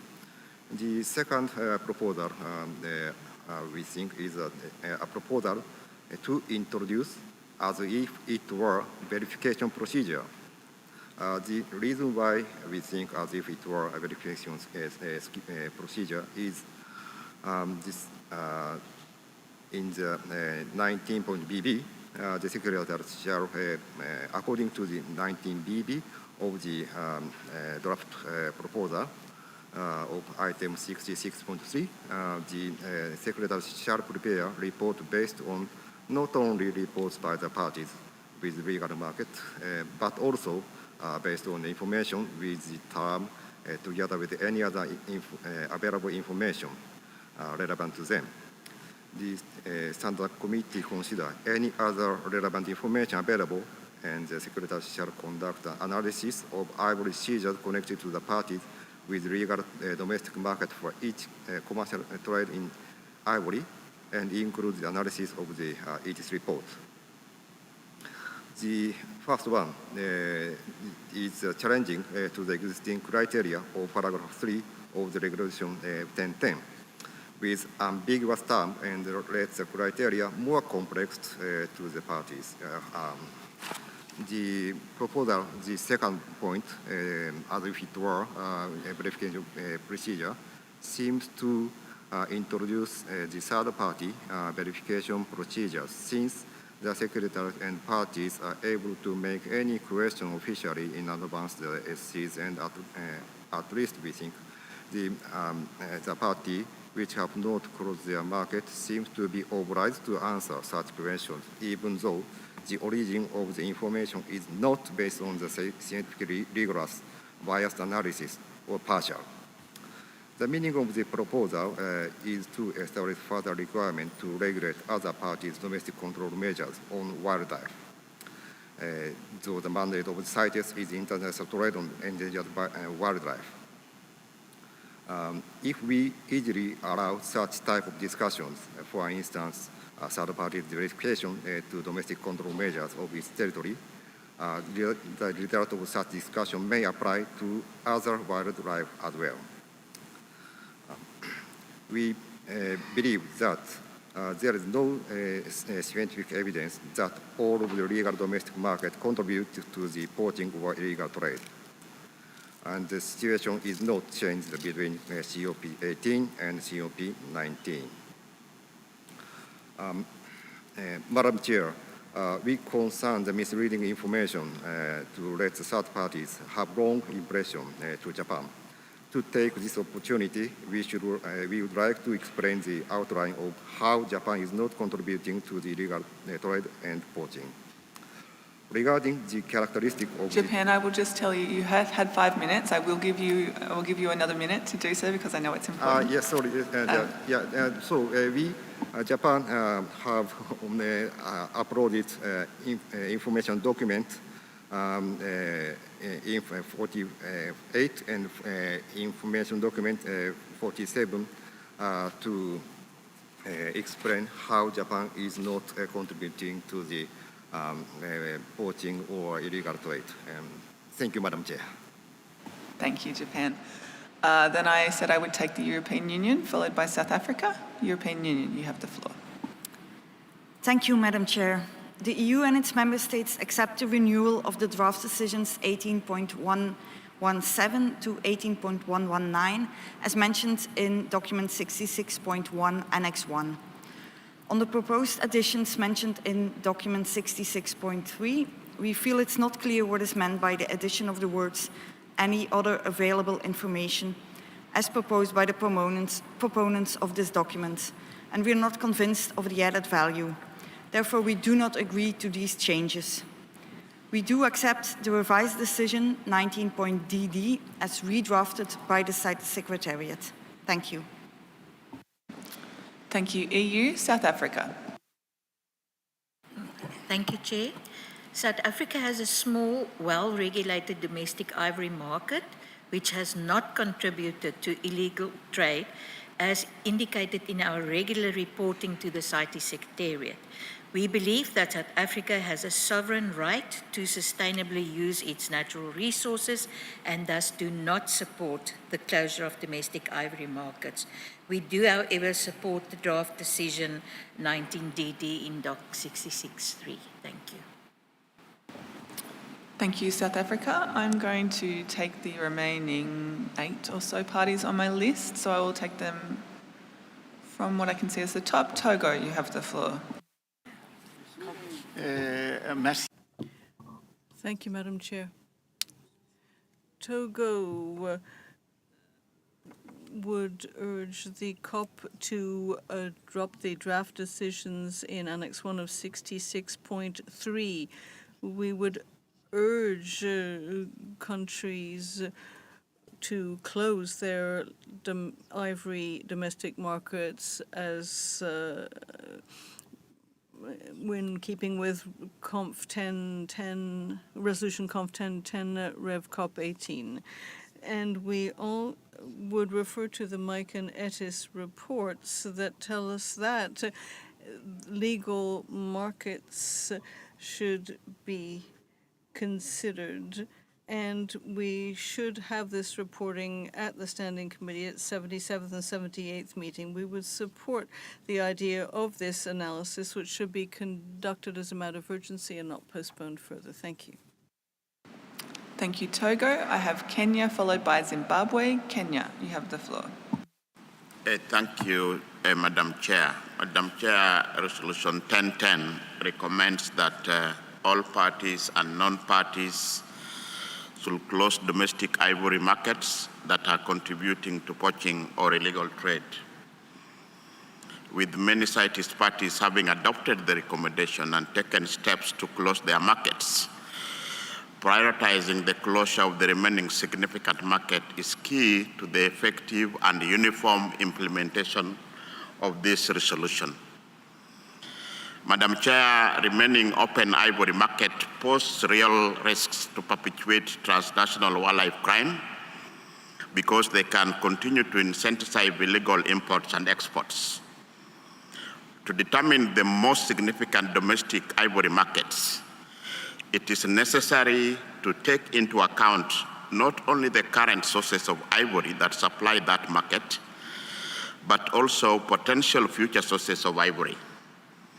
Thus, non-range states with open domestic markets that must source their ivory from countries with elephant populations, necessitating the import of ivory to maintain the market, should be prioritized for closure. Madam Chair, Kenya therefore proposed the adoption by the COP the new draft decisions contained in document 66.3. And I think this expansion and the misunderstanding by the EU, any other information, will be able to address those factors that could be sources of ivory that could be making these open markets still leading to illegal killing of elephants in the source countries. Thank you, Madam Chair. Thank you, Kenya. I have Zimbabwe, followed by the United Arab Emirates. Zimbabwe, you have the floor. Madam Chair, thank you for the time. Zimbabwe accepts that the convention looks mainly at international trade, and therefore we are of the position that CITES should stick to the mandate of regulating international trade and leave the domestic trade to the sovereignty of the nations whose purview is to make sure that they sustainably use their own resources. Notwithstanding the above, Zimbabwe accepts and stands by the Secretariat's recommendation decision 19DD so that there can be proper checks and balances to avoid the nexus of illegal ivory trade. And in the absence of a causal link between illegal trade and poaching, it is unjustified to recommend closure of domestic markets. As Zimbabwe, we therefore reject the adoption of its amendments and decision 19BB and 19CC as suggested by the proponents. I so submit. Thank you, Zimbabwe, United Arab Emirates, followed by Namibia. Thank you, Chair. The UAE would like to thank the countries for the proposed presented document. We would like to reiterate the UAE long-standing position to support efforts in wildlife conservation and combating the illegal trade of wildlife. The UAE is devoted to combat the illegal trade of ivory, and we commend the efforts of all parties for their role to end the illegal trade in ivory. We believe, however, that all approaches and decisions that we take here need to tackle the issue of combating the illegal trade in endangered species and their derivatives, and not directed towards the legal trade, which is regulated by national laws and legislations of countries, so the convention could be better implemented. Thank you. Thank you, United Arab Emirates. Namibia, followed by Mexico. Namibia, you have the floor. Thank you, Madam Chair. Namibia thanks the Secretariat for preparing document 66.1 and would also like to thank the proponents of document 66.3. Namibia is fully committed to the fight against poaching and illegal trade, which has resulted in the reduction of poaching of elephants in Namibia. However, we believe that the issue of domestic markets must be dealt with at national levels, as long as those domestic markets are not contributing to illegal trade and poaching. And we therefore are not in support of the draft decisions contained in Annex 1 to document 66.3. Regarding document 66.1, Namibia supports the renewal of decisions 18.117 to 18.119. Thank you, Chairperson. Thank you, Namibia. Mexico, followed by Burkina Faso. Gracias. Thank you, Madam.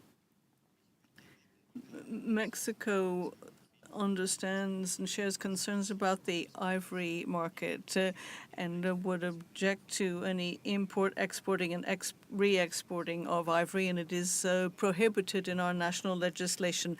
We would, however, recall that closing domestic ivory markets is not within CITES' purview. This does open the door to intervening in domestic legislation, and that is not in keeping with our national systems, and we have to respect that sovereignty. We feel that dealing with illegal trade comes about through better international cooperation. Transit and destination countries should strengthen their monitoring systems. And there is a need for technical support and exchange of scientific, technical information. There are four that specialize in illegal trade, Interpol and the UN Office on Drugs and so on. Given all of this, Mexico cannot support the decisions proposed in 66.3, and we would support the decisions that we have in 66.1. Thank you. Thank you, Mexico. Burkina Faso, followed by my final speaker, Saudi Arabia. Burkina Faso, you have the floor. Merci. Thank you, Madam. Burkina Faso should have taken the floor to introduce this document, and we're going to undertake to do so now. We are speaking on behalf of the proponents of document 66.3.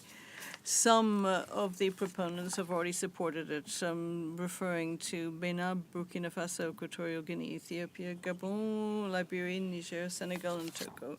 We would draw parties' attention to the fact that we have submitted an INF document on this subject, and we did so 1 week before the COP began its work. It is not yet available, or it was only recently put online, that is to say, just yesterday. I'm referring to INF 82. Madam Chair, elephants are of importance to the range states concerned. Legal domestic ivory markets continue to constitute a threat to elephants because they create a gray market which allows for ivory laundering, and they lead to potential poaching, confuse consumers, stimulate demand, and complicate the closure of markets.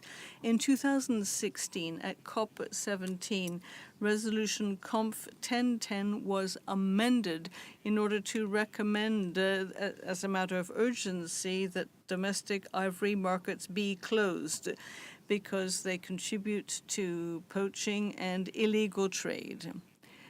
As a result, a number of countries closed their ivory markets. However, some do remain open, and they are a threat to elephants and indeed the implementation of the convention. Japan's market is the most significant one. At SC74, the Standing Committee invited COP to renew decisions 18117 to 18119 that were taken at COP18. Furthermore, when the Standing Committee met, the European Union suggested that the Mike and Etis Technical Advisory Group carry out an analysis on ivory seizures connected to parties with a legal domestic market, and to include that analysis in their Etis report. This analysis is of particular use when it comes to seeing where seizures come from. It enables us to understand if a domestic market is contributing to illegal trade. This is eminently feasible at minimal cost. It will help us to understand what measures are yet outstanding when it comes to dealing with illegal ivory trade. We've taken this excellent EU proposal on board in our proposal, and further would suggest or propose the closure of the Japanese market. We, the proponents of this document, would urge you to support our proposals. Thank you, Madam. Thank you, Burkina Faso. And finally, Saudi Arabia. You have the floor. Thank you, Madam Chair. With regard to document 66.3 for implementing aspects for resolution CONF 10.10 Rev COP 18 on the closure of domestic ivory markets. We believe in the importance of prevention illegal trade of wildlife. Saudi Arabia supports efforts in wildlife conservation and combating illegal trade of wildlife, and congratulates parties for their regulation of national laws which aim to sustainably use of wildlife. Saudi Arabia supports African elephant origin countries on their concern to stop illegal trade in ivory and the progress to close illegal trade in local markets. Even though Saudi Arabia does not have a domestic market or demand for ivory, at the same time, we support parties' willingness to regulate domestic ivory markets, which positively and indirectly impacts conservation on the species in origin countries, as well as reflect directly on countries who regulate and control trade in endangered species of wildlife by national laws too. Finally, we recognize that the importance of this matter and strongly support implementation of effort to address illegal to address the illegal international trade in ivory, while supporting efforts by parties to regulate illegal trade via national laws and legislations so the convention could be better implemented. Thank you, Madam Chair. Thank you, Saudi Arabia. So that concludes my party list. I think we are starting to come to a landing here. I would like to open the floor to observers. Just a few observers. I have 4 observers. I will take the 4 observers on my list in the order that they've popped up. So I will take traffic. Traffic, you have the floor. Traffic notes the draft decision directing the Secretariat to engage Mike Stag and Traffic in an analysis of ivory seizures connected to each party with legal domestic market for commercial trade in ivory and to include the analysis in the CITES report to the Standing Committee. Traffic suggests that it should be clearly defined which parties with legal domestic trade markets are to be considered, and we stress the need to clarify the specific objectives of the analysis, its terms of reference, and to engage with the MIC-IDIS tag to determine how IDIS data should be used to ensure the proposed analysis meets the parties' expectations and needs. Thank you, Chair. Thank you, Traffic. I have Japan, tiger, elephant. You have the floor. Thank you, Chair. This statement is provided on behalf of 24 observer organizations, including Japan Tiger and Elephant Fund and Environmental Investigation Agency. We support interventions by Nigeria, Mali, Benin, Gabon, Senegal, and Burkina Faso. As long as parties have open domestic market, they must be held accountable and report on the measures they are taking to ensure their market is not contributing to poaching or illegal trade. We therefore urge all parties to support the original draft decisions included in Annex 1 of CoP19, Doc 66.3. JTEF's recent report contained in the annex to Inf 82 presents the result of an analysis of 45 Chinese court cases involving ivory sourced from Japan. It found that nearly half of the cases involved organized criminal groups. As long as Japan's ivory market remains open, transnational organized criminals will continue to view Japan as an easy source of ivory. Japan has implemented no new legislative, regulatory, or enforcement measures to address illegal ivory trade since COP18. Indeed, the measures taken by Japan presented in Inf 47 and 48 are merely routine enforcement work that was initiated before COP18 and some voluntary awareness activities by the private businesses. We need to achieve a tangible result at this COP.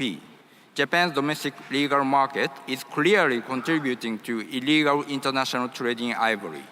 We urge the Conference of the Parties to act on the recommendation in Resolution Conf 1010 Rev COP18, paragraph 3, adopted 6 years ago at COP17, that all parties and no parties with a legal domestic market for ivory that is contributing to poaching or illegal trade should close those markets as a matter of urgency. Thank you, Chair. Thank you. And then I have IWMC followed by SA Taxidermy Tannery. IWMC, you have the floor. Thank you, Madam Chair. As this is the first time we are taking the floor, we would like to thank the government of Panama for hosting this meeting and to congratulate you, Madam Chair, for having been nominated to lead this committee. And we would like to express our gratitude for your skills in steering it well.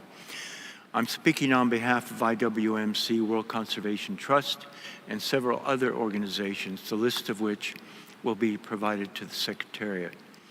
For several years now, certain parties have been working in collaboration with large international anti-wildlife use NGOs to close down legal ivory trade in domestic markets. Domestic markets in any commodity, whether it be from wildlife, electronics, or whatever, is a national issue which does not fall under the purview of any international treaty, convention, or agreement. It is a sovereignty issue when an international convention begins to interfere in national economies and the desires and cultural practices and traditions of its citizens. The rationale has been that if a national ivory market contributes to poaching or illegal trade, it poses a threat to elephants. If it poses a threat to elephants, then it should close, causing the loss of livelihoods of untold numbers of people in the ivory industry of a sovereign nation and depriving a populace of a desired product. Essentially, it is valuing elephants as being of more importance than people. We know from CITES reports and other sources that the main markets for illegal ivory are countries with closed domestic ivory trade. Closure of the markets was ineffective in stopping illegal trade of ivory. In addition, there are dozens of cases that can be thought of in which a legal product can be said to motivate illegal trade. One thinks of counterfeit luxury goods. Is Gucci told to close down because a dodgy factory somewhere exports Gucci knockoffs? Cigarettes are commonly smuggled by organized crime to avoid taxes. Are cigarettes banned and manufacturers told to close their factories? I could go on. Just because a legal product leads to illegal trade of its product should not require the legal product to be prohibited. If any country wishes to produce a product legal within its frontiers and sell it domestically, it should not be pressured by an international convention as exemplified in Decision 18.11 Rev CoP19 and Draft Decision 19.AA in Document 66.3. Draft Decisions 19.cc and 19.dd in Document 66.3 are the legitimate business of CITES and are welcome. Thank you, Madam Chair. Thank you, IWMC. Finally, SA Taxidermy Tannery. You have the floor. Thank you, Madam Chair. I am making this intervention on behalf of the South African Taxidermy.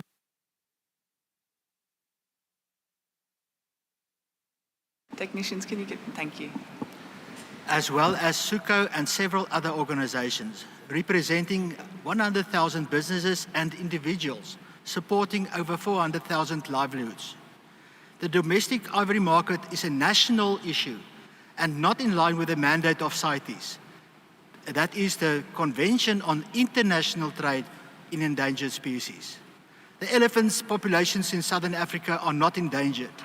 There are currently programs underway in Southern Africa to introduce contraceptives to prevent the elephant population from expanding. Elephant populations in Southern Africa range states are destroying their biodiversity on a massive scale. There seems to be one species has preference over the others. Therefore, we do not support 66.3. Thank you, Madam Chair.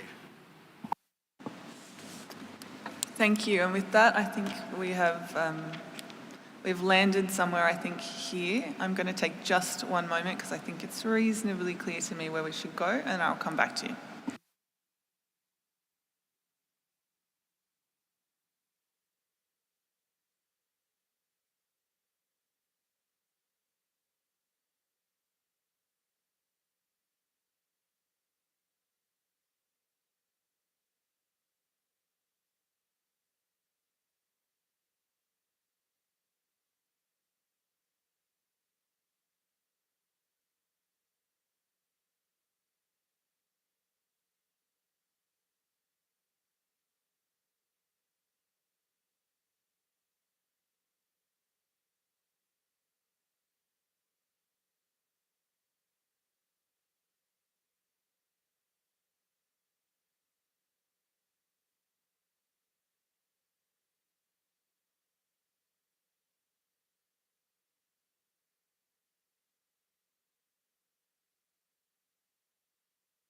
Thank you, everyone. So thank you, everyone, for this debate. I think I really appreciate your focused interventions and your brief interventions and the clarity that you've given me. So I think I am prepared to propose a way forward with these two documents. So referring to document CoP19, document 66.1, and I will come back and sum up the entire document, but Annex 1, as we've been discussing here, I think that we, in general, are here agreement to maintain Decision 18.117, Rev CoP19, Decision 18.118 and Decision 18.119, Rev CoP19. Turning to document CoP19, document 66.3, I didn't hear support for the adoption, for the agreement to adopt the new decisions 19AA, 19BB or 19CC. I do also note some concern in those discussions about the value of looking at other information sources. So in regards to those two sets of decisions, my conclusion based on our discussions is that we are adopting the draft, we are agreeing to the draft decisions in document 66.1 Annex 1, and we are not agreeing to the decisions 19AA, 19BB and 19CC in document 66.3. I then want to turn to document 66.3, new decision 19DD. I heard some support for the decision as proposed from the UK and from South Africa. I heard opposition to the decision from Japan. And then I heard several parties expressing opposition as drafted but support for the Secretariat's amended version of 19DD, which is on page 7 in their comments. And the Secretariat's amendments go to the matter requiring external funding and a feasibility analysis. And so my feeling from our discussions is that the Secretariat's amended version of this decision might be an acceptable compromise to those parties concerned. I do see Japan asking for the floor, so Japan, I will give you the floor. Thank you, Madam Chair. First, Japan reiterates the importance of the eradication of illegal international trade and poaching. But we do think that the original proposal of 19DD does not have meaning. But if we agree, we are consent if we based on the suggestion of the Secretariat. But in addition of the amendment proposal by the Secretariat, we would like to add one sub-paragraph on 19.DD. It is very important that parties are able to verify the result of the analysis to ensure transparency and quality of the analysis. Japan would like to add the sentences that enable parties to assess the data and analysis. Our proposal of the amendment is based on the proposal by the Secretariat. First, move the term "the Secretariat shall" to the head of the 19DD, and put the title subparagraph A to the rest of the sentence. Then insert the following sentence as subparagraph B. Ensure that parties have access to any data used in its analysis, including but not limited to statistical methodology, underlying code, and any supporting documentation. Thank you, Madam Chair.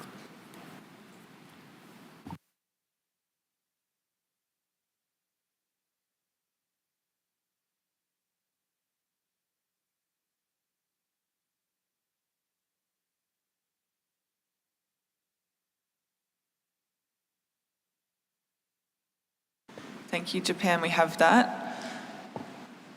I'm reluctant to open another large discussion on this. I would like reflections on my suggestion about the Secretariat's amended version and Japan's addition, because I think that's where we're working now. So I see Benin asking for the floor. I'm not going to take a whole lot of parties with long interventions. I'm going to take just reflections on those two elements. So please be prepared when I give you the floor to reflect upon those two things. Otherwise, I'm afraid I will have to interrupt you. So Benin, you have the floor.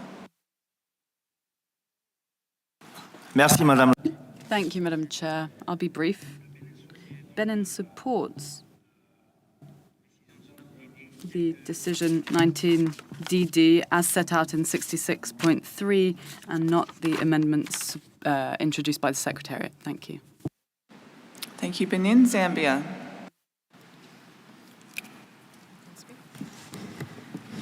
Thank you, Chair. Zambia would like to agree with the amendments, which are suggested by the Secretariat.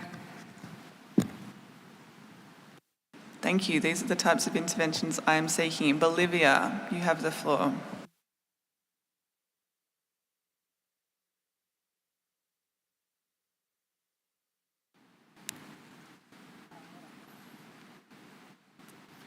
Gracias.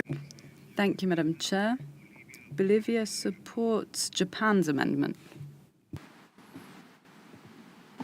Thank you, Bolivia. Burkina Faso. Okay. Merci beaucoup. Thank you. Burkina Faso supports the amendment suggested in 19DD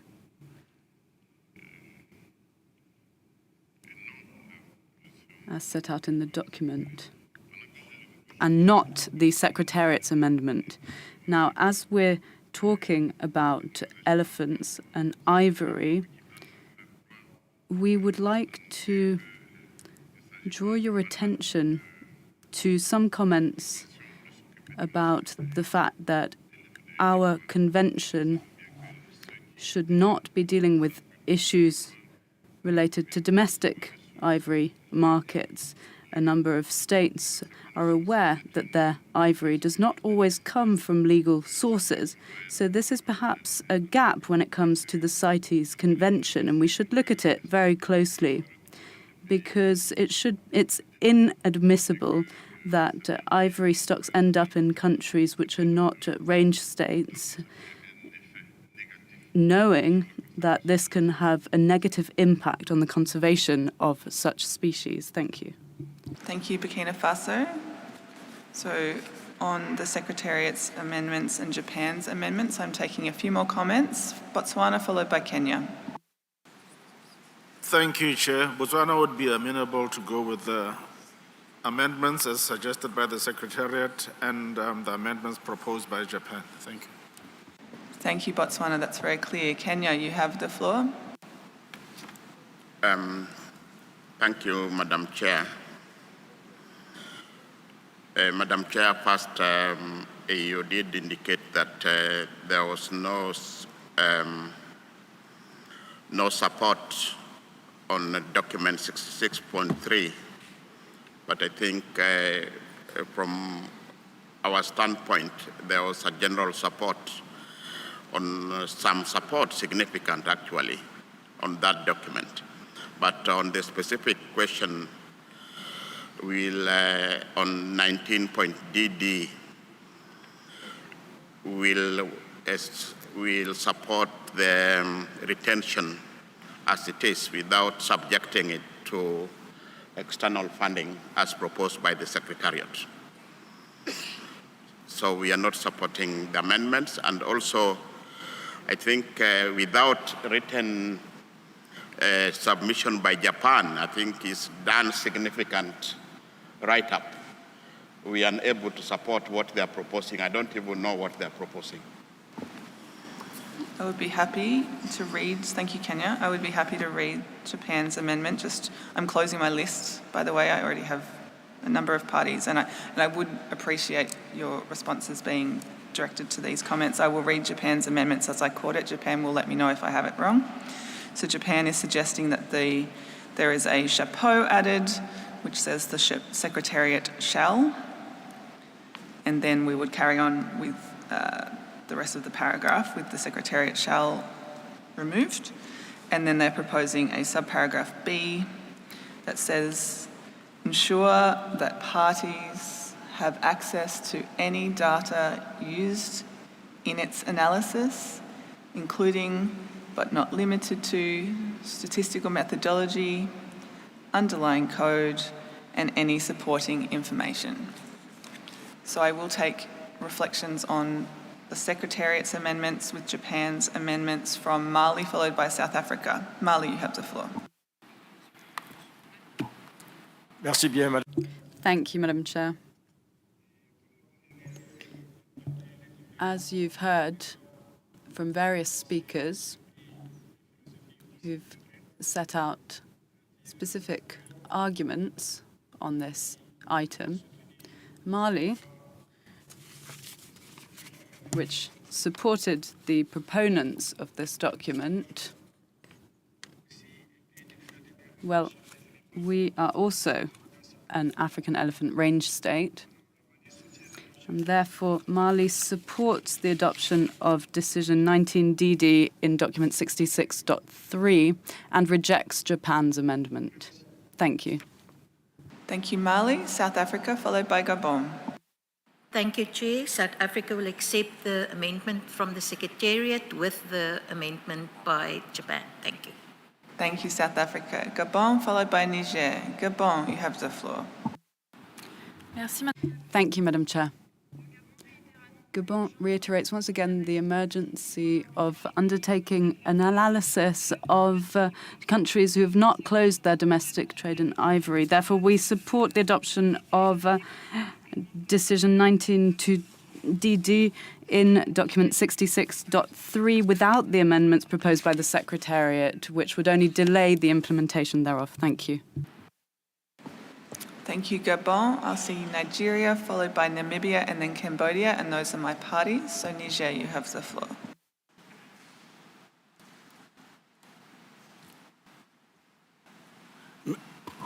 Merci, Madame la. Thank you, Madam Chair.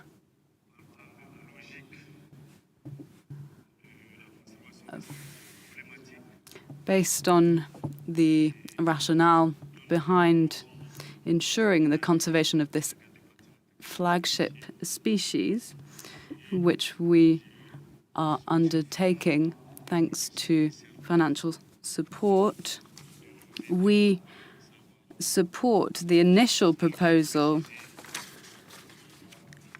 as proposed by Benin, Burkina Faso, and the other co-proponents, the initial proposal, and we therefore reject the amendment proposals suggested by the Secretariat and Japan. Thank you.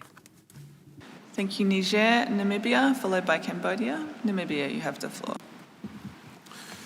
Thank you, Madam Chair. We are in support of the amendments made by Japan. Thank you. Thank you, Namibia and Cambodia. Thank you, Madam Chair. Cambodia support the proposed amendment by Japan. Thank you. Thank you, Cambodia.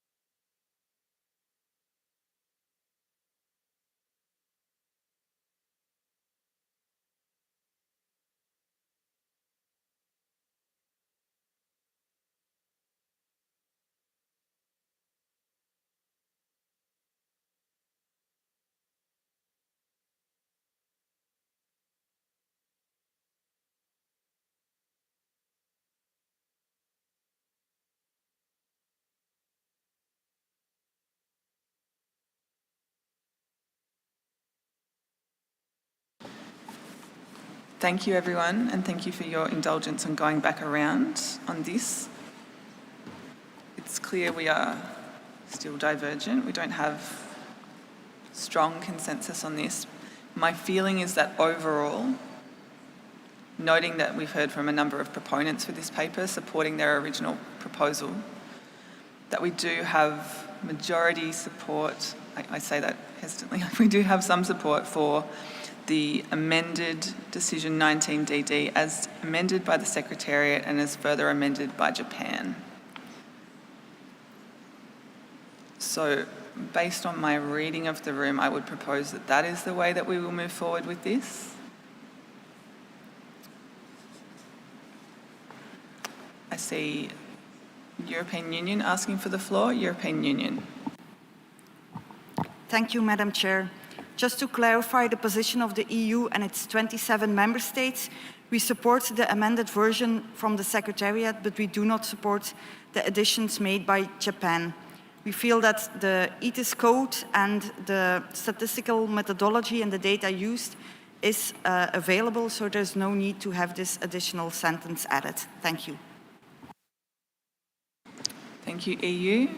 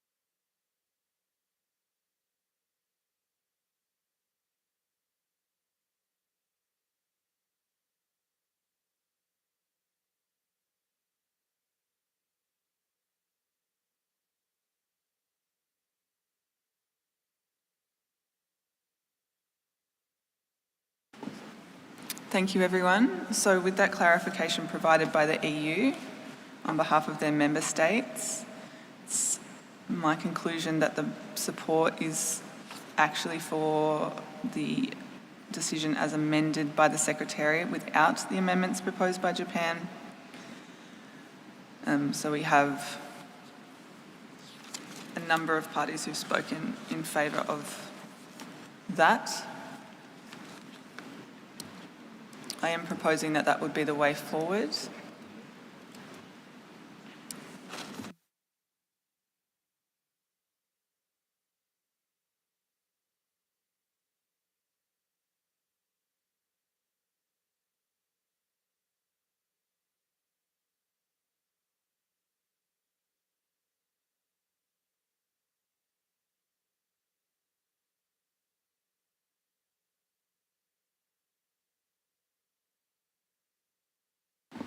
Technicians, can you clear the list, please?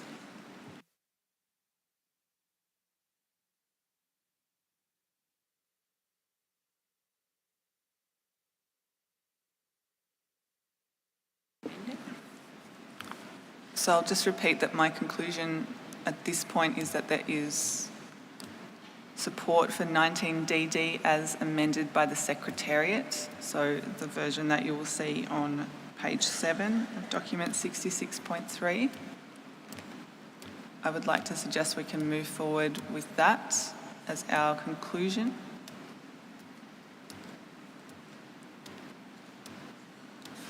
I see only one party asking for the floor, so I will give the one party asking for the floor at the moment the floor. I would like to wrap this up. We've been around a few times. Benin, you have the floor. Merci beaucoup. Thank you, Madam Chair. Benin takes note of your conclusion. However, we wish to highlight that several parties here have strongly opposed the amendments suggested by the Secretariat and wished to retain the initially proposed 19DD. Thank you. Thank you, Benin. Yes, I do note that several parties strongly opposed, and a number of those are proponents for this paper, so we have heard your views. It is just simply my conclusion that the majority of speakers are in support, in terms of a way forward on this document, of agreeing to document 19DD, decision 19DD, as amended by the Secretariat. Unless somebody would like to propose an alternate way forward, that based on all the discussions, we've all heard the same views. I'm doing the best with the information that you have given me.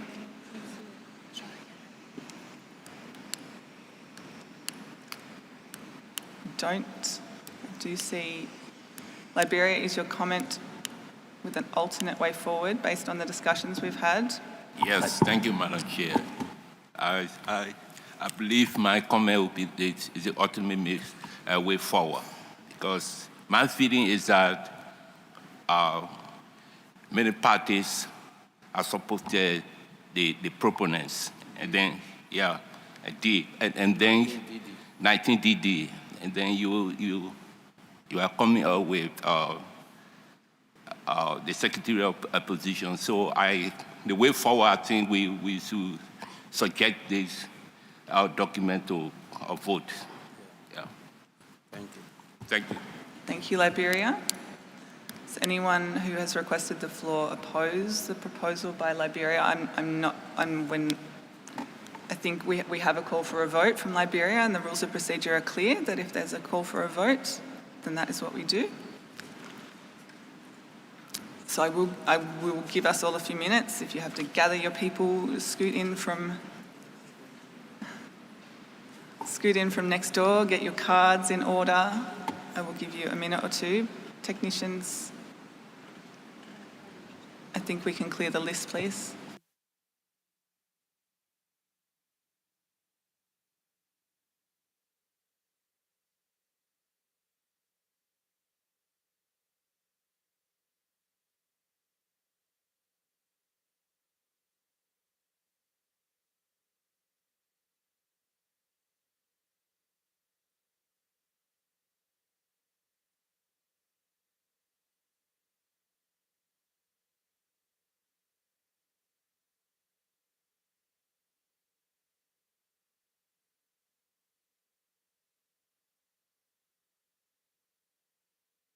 So where we are organising ourselves, and I will give us a few minutes. Liberia, just to confirm, your proposal for a vote is to vote on whether to adopt Decision 19DD as written in Document 66.3 Annex 1, the original decision in Document 66.3, whether to adopt it. Correct. All right, Liberia is nodding at me, so that is what we were considering, the original 19DD.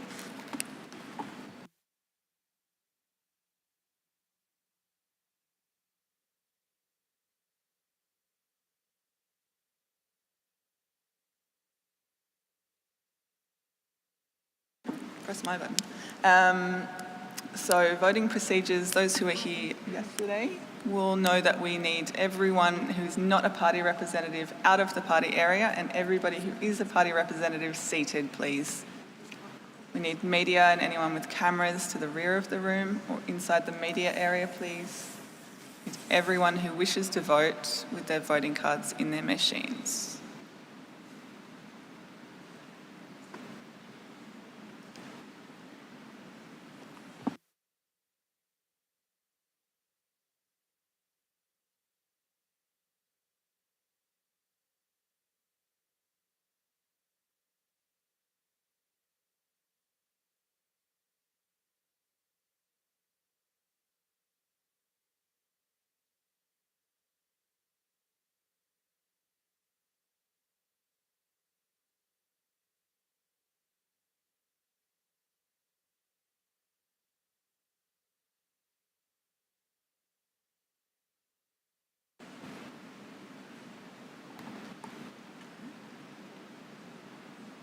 Parties, if you're in the room, you're welcome to take your seats, please. Anyone who's a party representative is welcome to take their seats. Once I call the 40 seconds, I need everyone to stand still. Anyone who's a party representative in the room, please take your seats. I see some people at the door. Security, parties may enter. You can hear.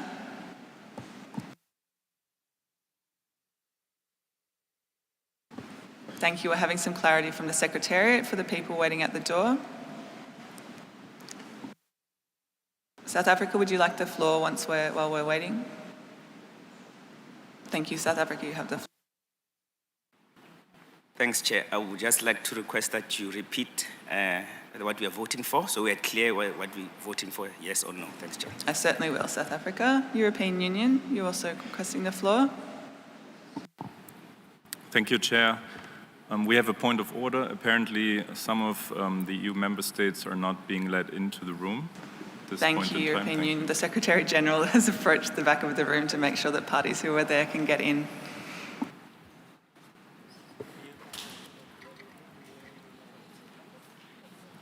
Is it automatic?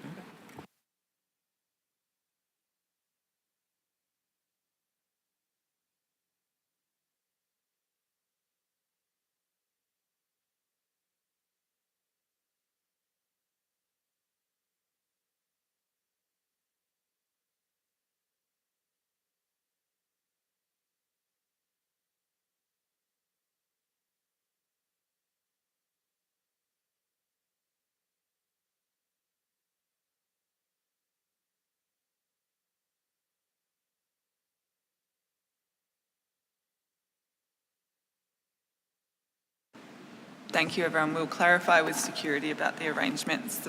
The rule is that once I start the 40 seconds voting, no one is allowed to enter, but of course, parties are welcome to enter when I call for a vote.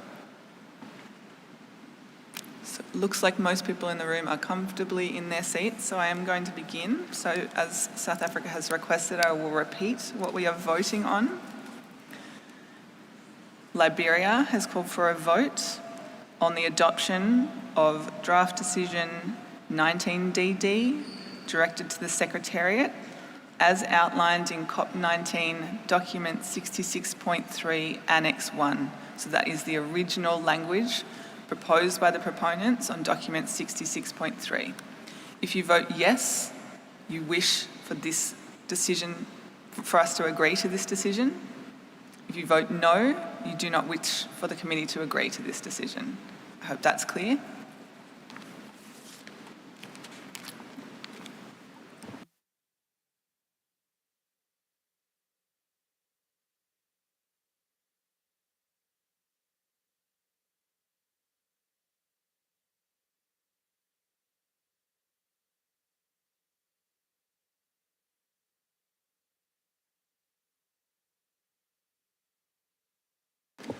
Burkina Faso, you're requesting the floor. Burkina Faso.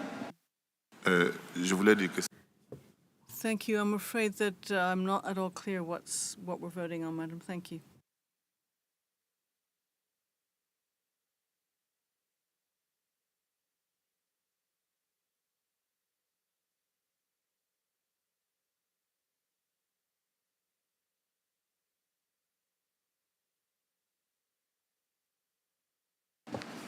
Thank you, Burkina Faso.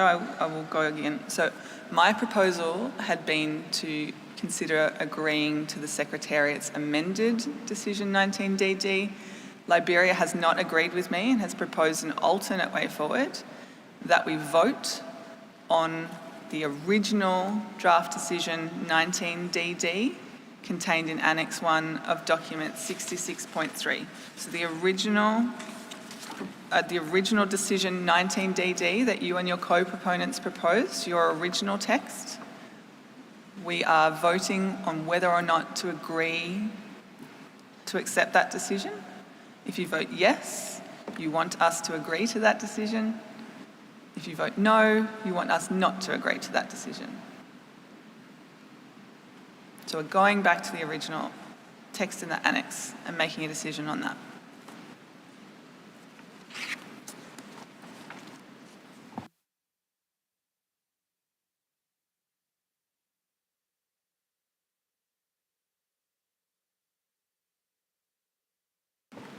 Okay, we will begin the voting procedure now, technicians. So this is a vote for agenda item 66.3. Sorry, I see the UK asking for the floor. UK? Thank you, Chair. Can I just be absolutely clear that the inference then is that a vote no is the adoption of the Secretariat's version, or will there be a further vote on that, or does the whole decision fall? Thank you, Chair.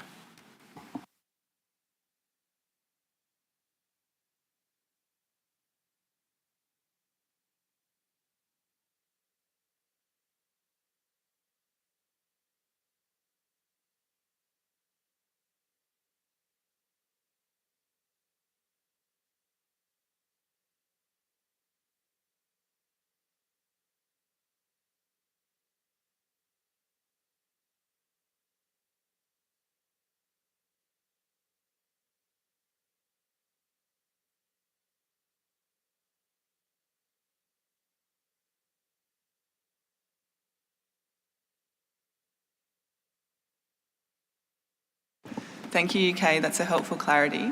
So the decision we are making is just on whether or not we wish to accept this decision. If this decision is not accepted, we will return to the conclusion that I had made and make a decision on that. So it is not an automatic acceptance of my proposal. Liberia has challenged me, as they're welcome to, and then we will come back to the proposal I had put forward, and then we will see how we feel about that. So we're just focusing yes, no on the adoption of the decision as outlined in Annex 1. Thank you, UK.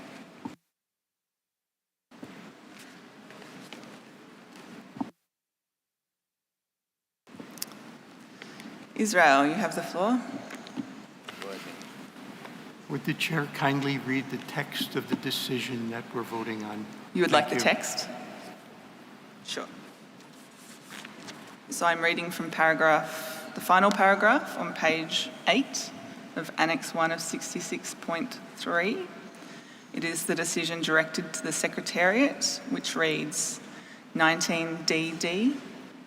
The Secretariat shall engage the MIC and ETIS Technical Advisory Group and Traffic in an analysis of ivory seizures connected to each party with a legal domestic market for commercial trade in ivory, and include the analysis in the ETIS report to the Standing Committee at its 77th and 78th meetings and to the 20th meeting of the Conference of the Parties. I would like to go to the vote that I've called, but Kenya, you're requesting the floor. Madam Chair, this is just a procedural request. Do we start by voting for the amendments or for the original text? We are voting for the original text. The amendments are my proposal, which has been challenged by Liberia, so we are back to the original text. That is what we are voting on.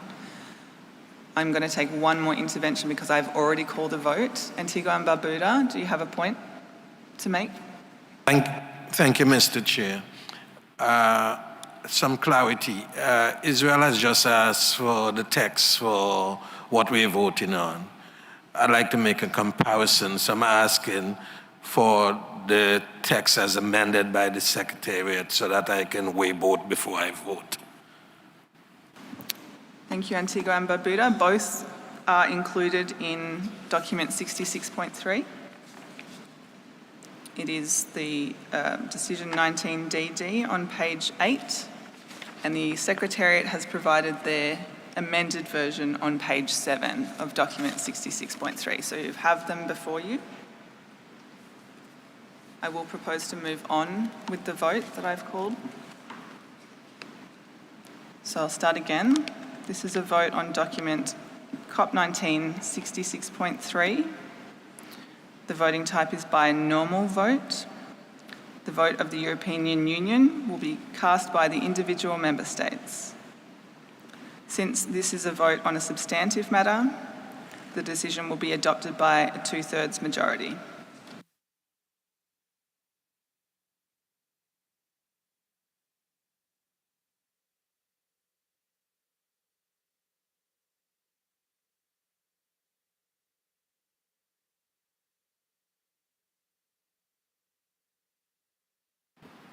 We're ready, Chair. Thank you, technicians. Parties, you have 40 seconds to cast your vote. The ballot is open now.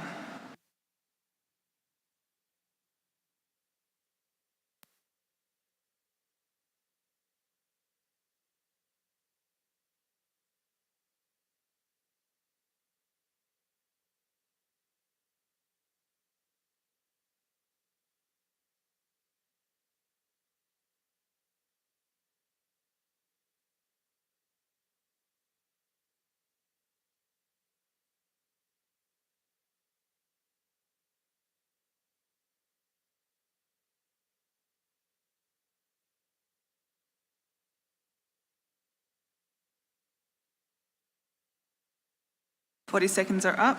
The ballot's now closed.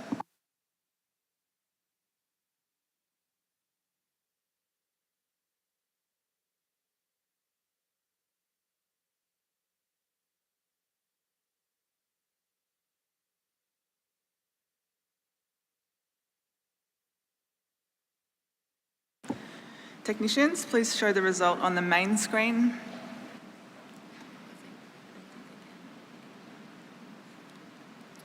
So this is the result of the vote.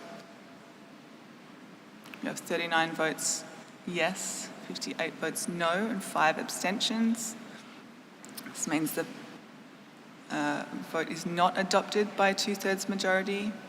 For decision 19DD is not adopted. We'll put this up just for a few seconds and then we will show you your individual votes.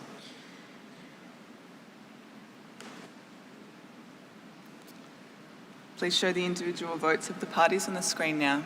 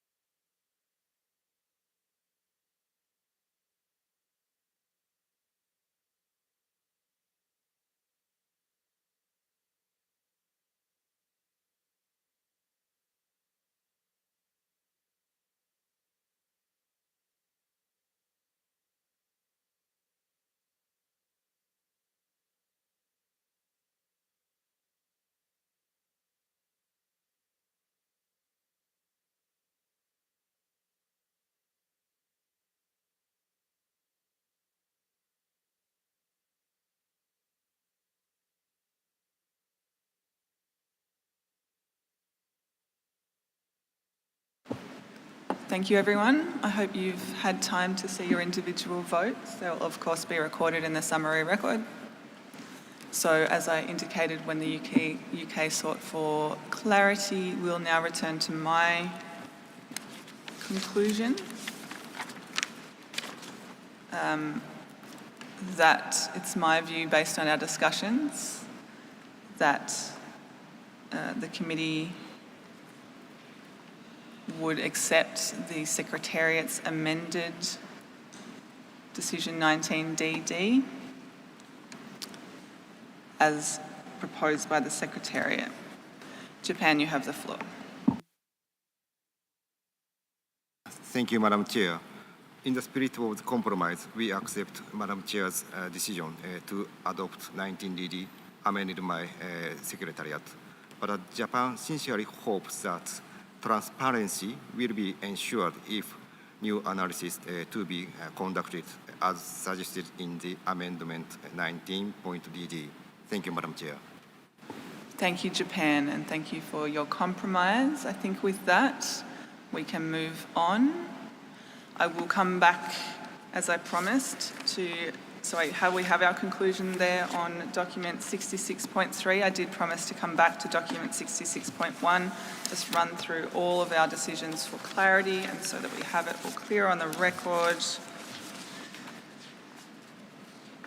And so we are invited to note the information contained in document CoP19 66.1. So I conclude that we note it. I conclude that we recommend that that we agree to the decisions outlined in Annex 1, that we agree to the decisions outlined in Annex 2 with the amendment proposed by the Secretariat,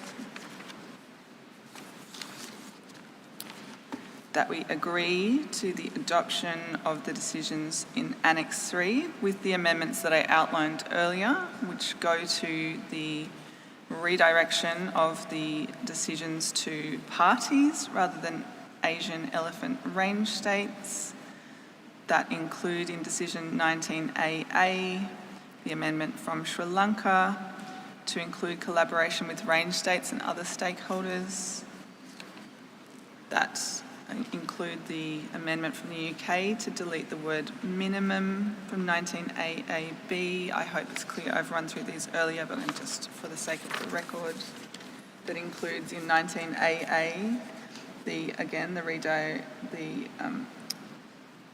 consequential amendment to 19AA paragraph A, which requests a report from parties rather than just Asian range states. that we agree to the decisions in Annex 4, and that we agree to delete decisions 18.120, 18.121, 18.227, 18.182 and 18.183. Thank you, parties.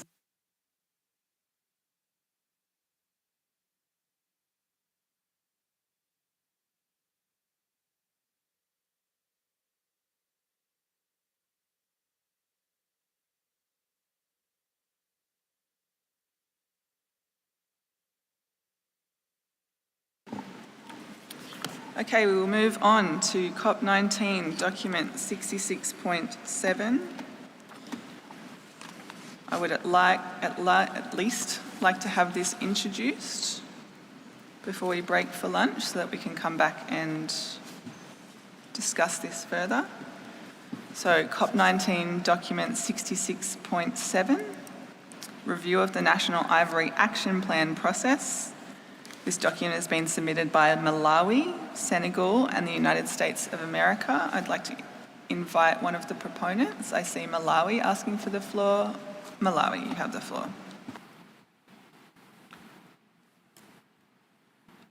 Thank you, Chair. Since this is the first time that Malawi has taken the floor, I'd like to thank the people and the government of the Republic of Panama for the warm hospitality granted to the Malawi delegation and hard work in preparations for this 19th meeting of the Conference of Parties by the CITES Secretariat.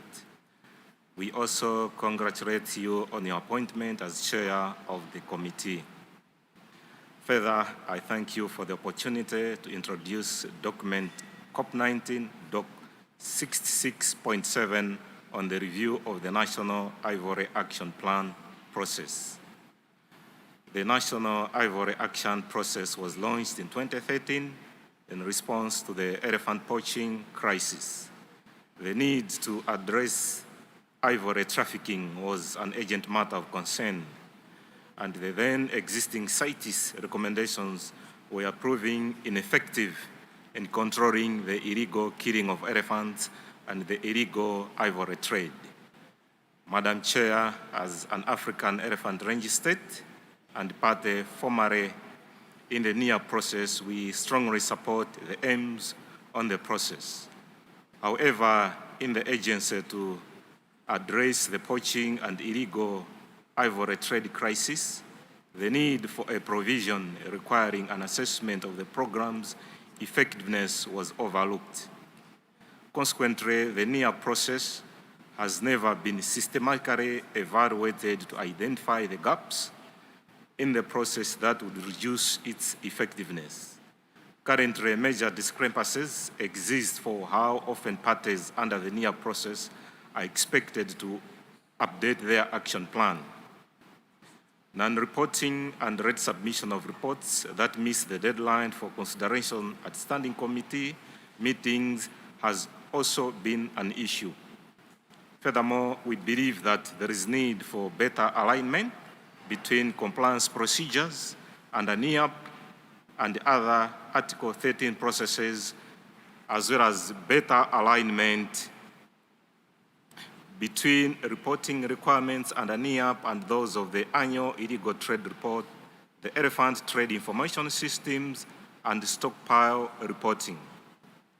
Without a defined evaluation process built into the NIAP guidelines, a review must be initiated by a separate decision of the Conference of the Parties.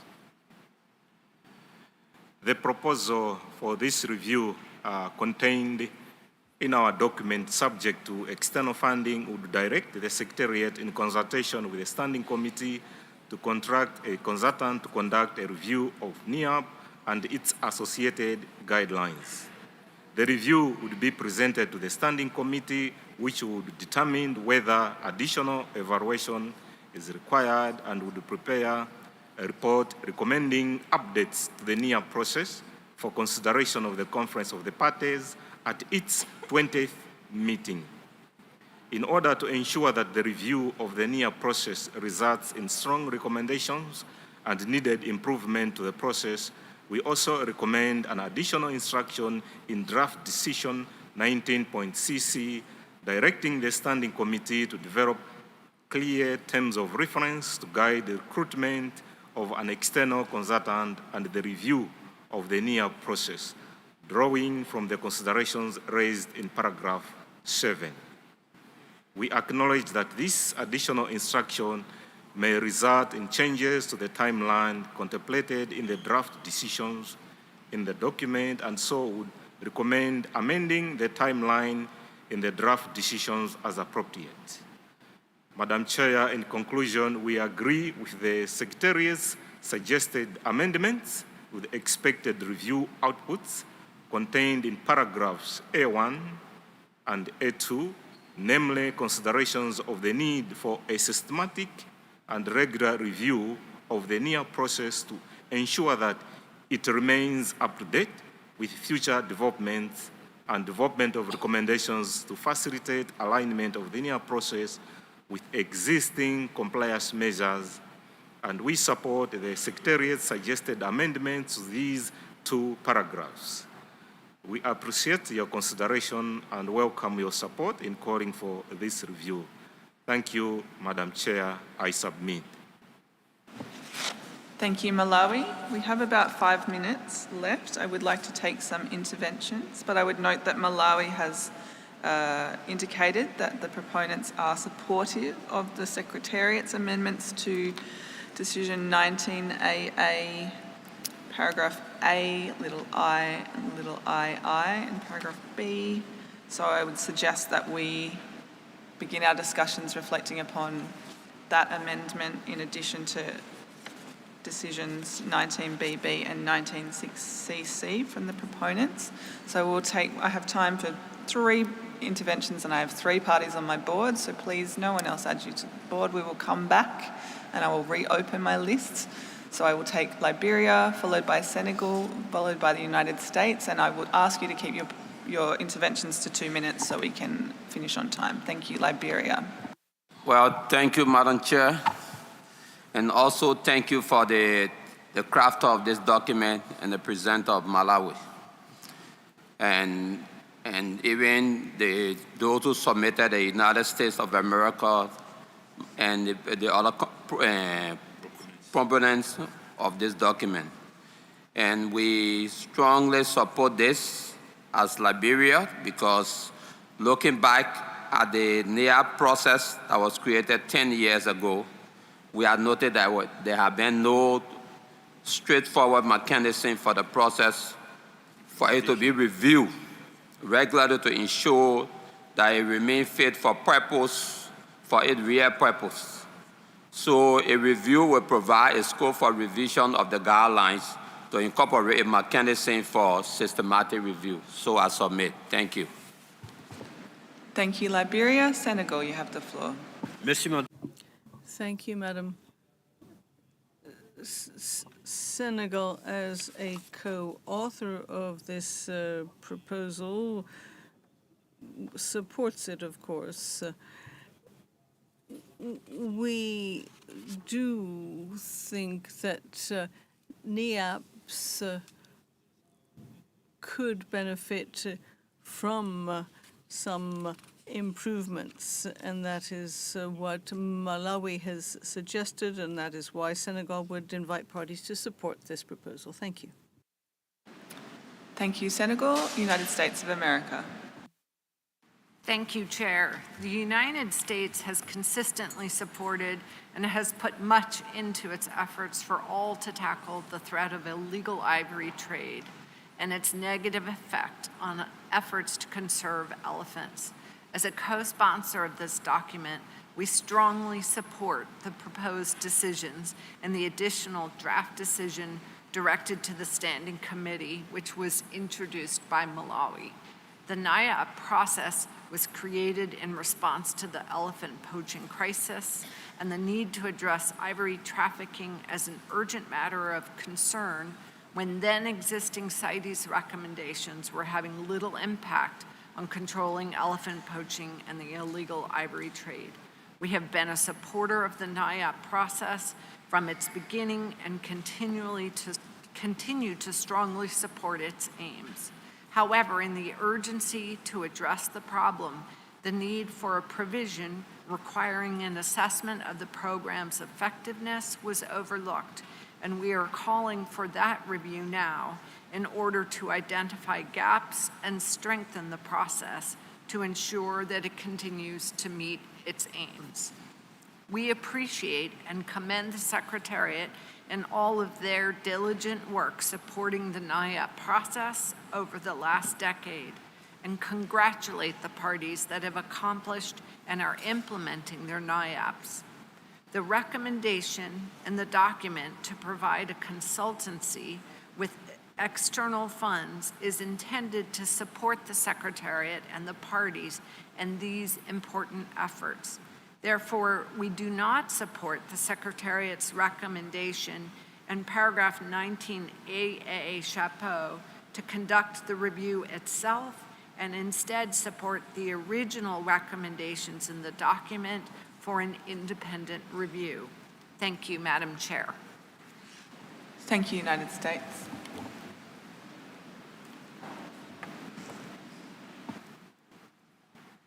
I have 2 more minutes. Malaysia, can you do your intervention within 2 minutes? If so, I will give you the floor.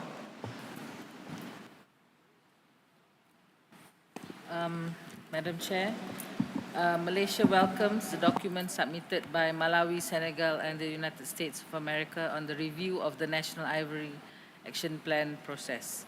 NIAP has been a useful tool for Malaysia to take steps to curb trafficking of ivory exploited in our country. Through NIAP, we have strengthened our engagement with the enforcement agencies, established a new Wildlife Crime Bureau within our Royal Malaysian Police, and have achieved significant improvements during the evaluation of SC-74, where Malaysia will be considered to exit the NIAP process at the next SC-77. With regard to document 66.7, Malaysia fully supports the comments of the Secretariats, in particular the editorial changes made to the proposed draft decision 19.AA. Malaysia believes that the Secretariat is the most appropriate party to evaluate the NIAP process and implementation. Thank you. Thank you, Malaysia. We will leave it there for our morning session. I did want to let parties know that it's my intention after lunch to come to summary records. We have had 3 summary records published for at least 1 session. So I would propose to review CoP19 Committee 2 Rec 1, CoP19 Committee 2 Rec 2, and CoP19 Committee 2 Rec 3 first thing after the lunch break before we return to our discussion on this item. Don't think we don't have any other housekeeping? No. All right, enjoy your lunch breaks. We'll see you back here at 1:45.